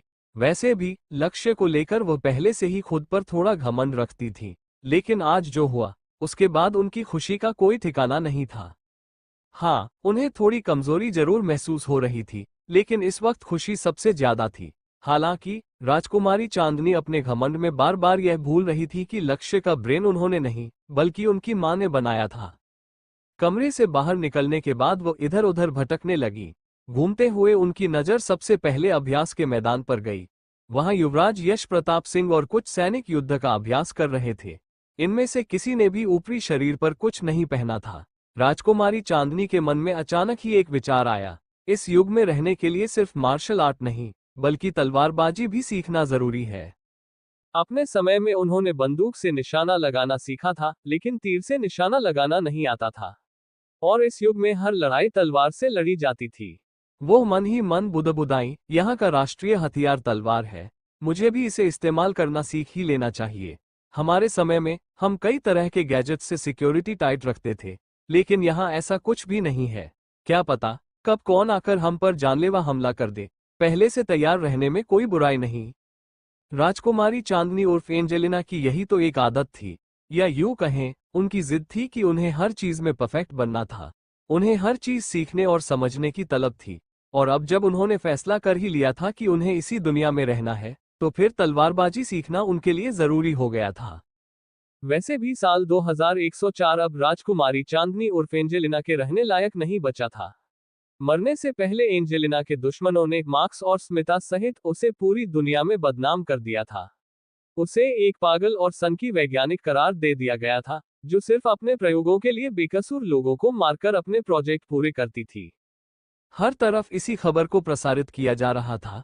उसकी डॉक्टर एंजल आरआर वाली पहचान अभी भी सुरक्षित थी, क्योंकि यह पहचान गुप्त थी और इसके बारे में कोई नहीं जानता था। लेकिन डॉक्टर एंजेलिना की पहचान सबके सामने थी, और उस दुनिया में वो बहुत ही बुरी तरह बदनाम हो चुकी थी। अगर एंजेलिना कभी भी वापस अपने समय में गई, तो वहां के लोग उसे चैन से जीने नहीं देंगे। यही सब सोचकर राजकुमारी चांदनी उदास हो गई। लेकिन अगले ही पल उन्हें मार्क्स और स्मिता पर गुस्सा आने लगा। उन्होंने ठान लिया था कि अब वे भी मार्क्स और स्मिता को उनकी ही कड़वी दवा का स्वाद चखाएंगी। जब भी वो मार्क्स और स्मिता के बारे में सोचती थी, उनका गुस्सा और बढ़ जाता था। राजकुमारी चांदनी अपने विचारों से बाहर आई और खुद से बड़बड़ाई, यहाँ आने के बाद मैं बहुत ही ज्यादा आलसी हो गई हूँ। पहले मेरा सारा वक्त सिर्फ और सिर्फ मेरी लैब में गुजरता था, लेकिन आजकल मैं सारा समय सिर्फ ये प्रतापगढ़ घूमने में बर्बाद कर रही हूँ। मुझे इस दुनिया में सही तरीके से जीने के लिए खुद को और भी मजबूत बनाना होगा, साथ ही अपने आईक्यू लेवल को भी बढ़ाना होगा। इन्हीं विचारों में खोई हुई राजकुमारी चांदनी अभ्यास के मैदान की ओर बढ़ने लगी, जहां अभी भी युवराज यश प्रताप सिंह अभ्यास कर रहे थे। हालांकि राजकुमारी चांदनी को युवराज यश प्रताप सिंह से कोई मतलब नहीं था। उन्हें तो बस खुद को मजबूत बनाना था और तलवारबाजी सीखनी थी। जैसे जैसे वह अभ्यास के मैदान की ओर अपने कदम बढ़ा रही थी, वैसे वैसे युवराज यश प्रताप सिंह को आभास हो गया कि कोई उनकी ओर आ रहा है। Thank you for listening. मुझे उम्मीद है आपको ये स्टोरी पसंद आई होगी।